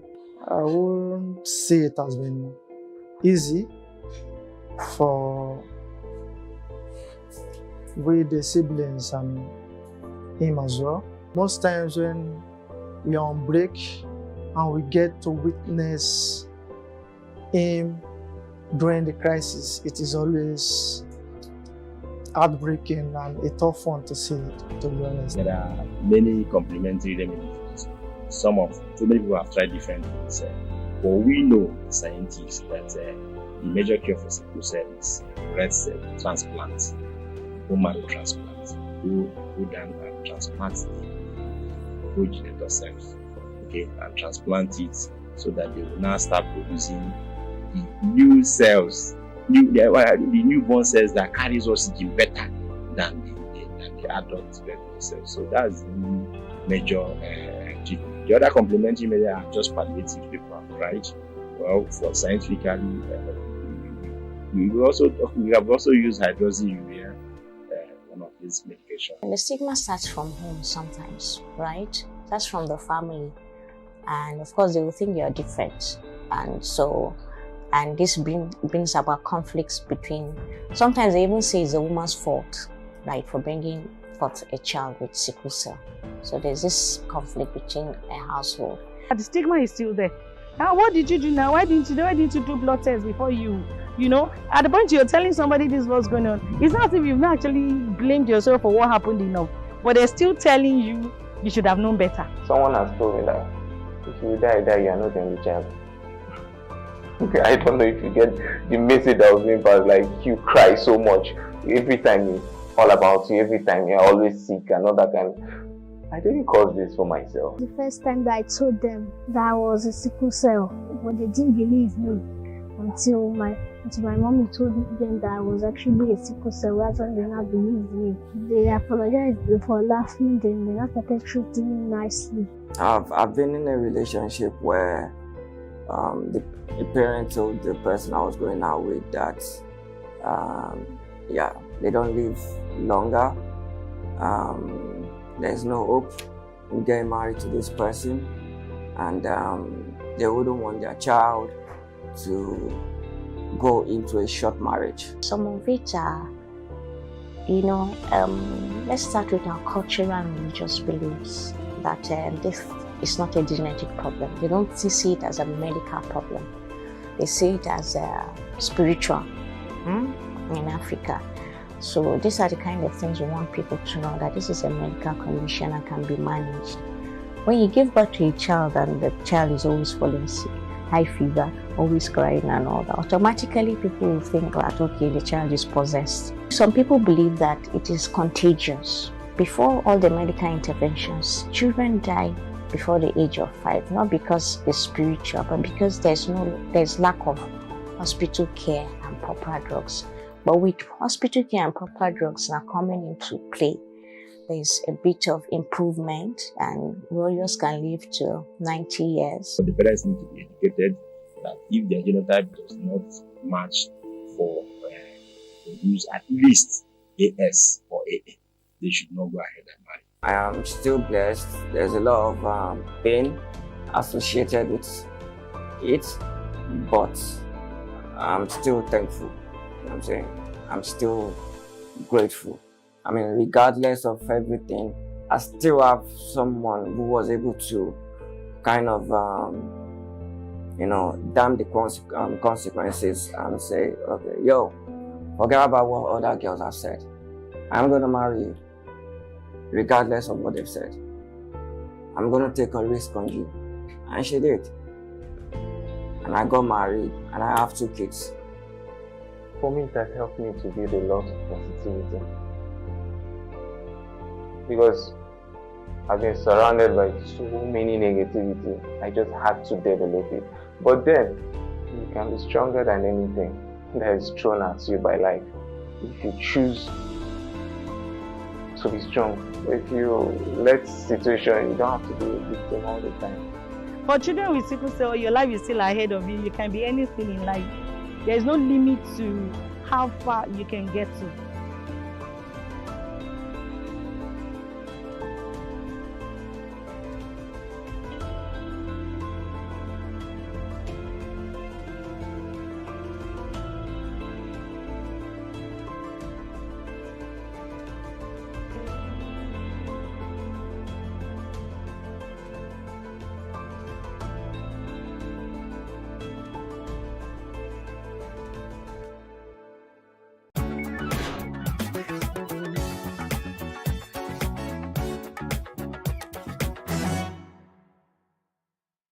Praise God, from whom all blessings flow.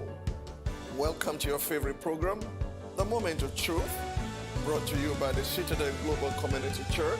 Our God is a God of salvation, far above all principality and power, and might and dominion, that regardless of what happens in this season, you will escape. Say to your neighbor, there is no peace for the wicked.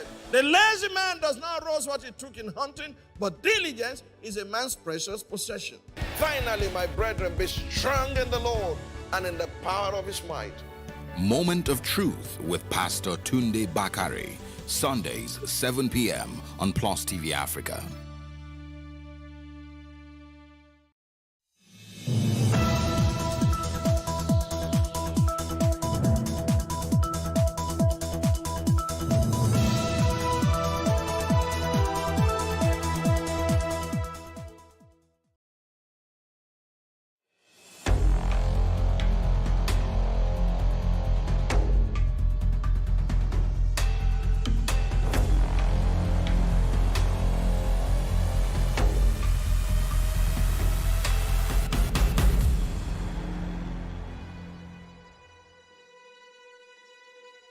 I left Nigeria back as far as 2012, and it was a very funny story. As you can see from my social media pages, my best food is amala. So I worked after work. I'm a medical doctor, full-time doctor. After work, I went to this famous place in Oshogbo where they have amala, just next to my hospital. So while I was there, I sat down with the food, and then I saw this newspaper advert saying doctors needed urgently in Saudi Arabia. So I abandoned my plate of amala. The rewards were just amazing, and I couldn't believe my eyes. Free accommodation, free flights. I was earning, I was going to earn like times 20, of what I earned at the time, in dollars as well. So I packed my bags, went home, packed my bags off to Lagos. I was at the Keja for the interview. Like immediately? Immediately, I left the Amala, went home, packed my bags, and off I went to Lagos. The next day I went for the interview, did the interview. There were loads and loads of people there. Did the interview and got picked, and I was on my way to Saudi Arabia. So from Nigeria, I worked in Saudi Arabia for 2 years, and then I walked around the Middle East position in the UK, and then I was able to pass my exams within that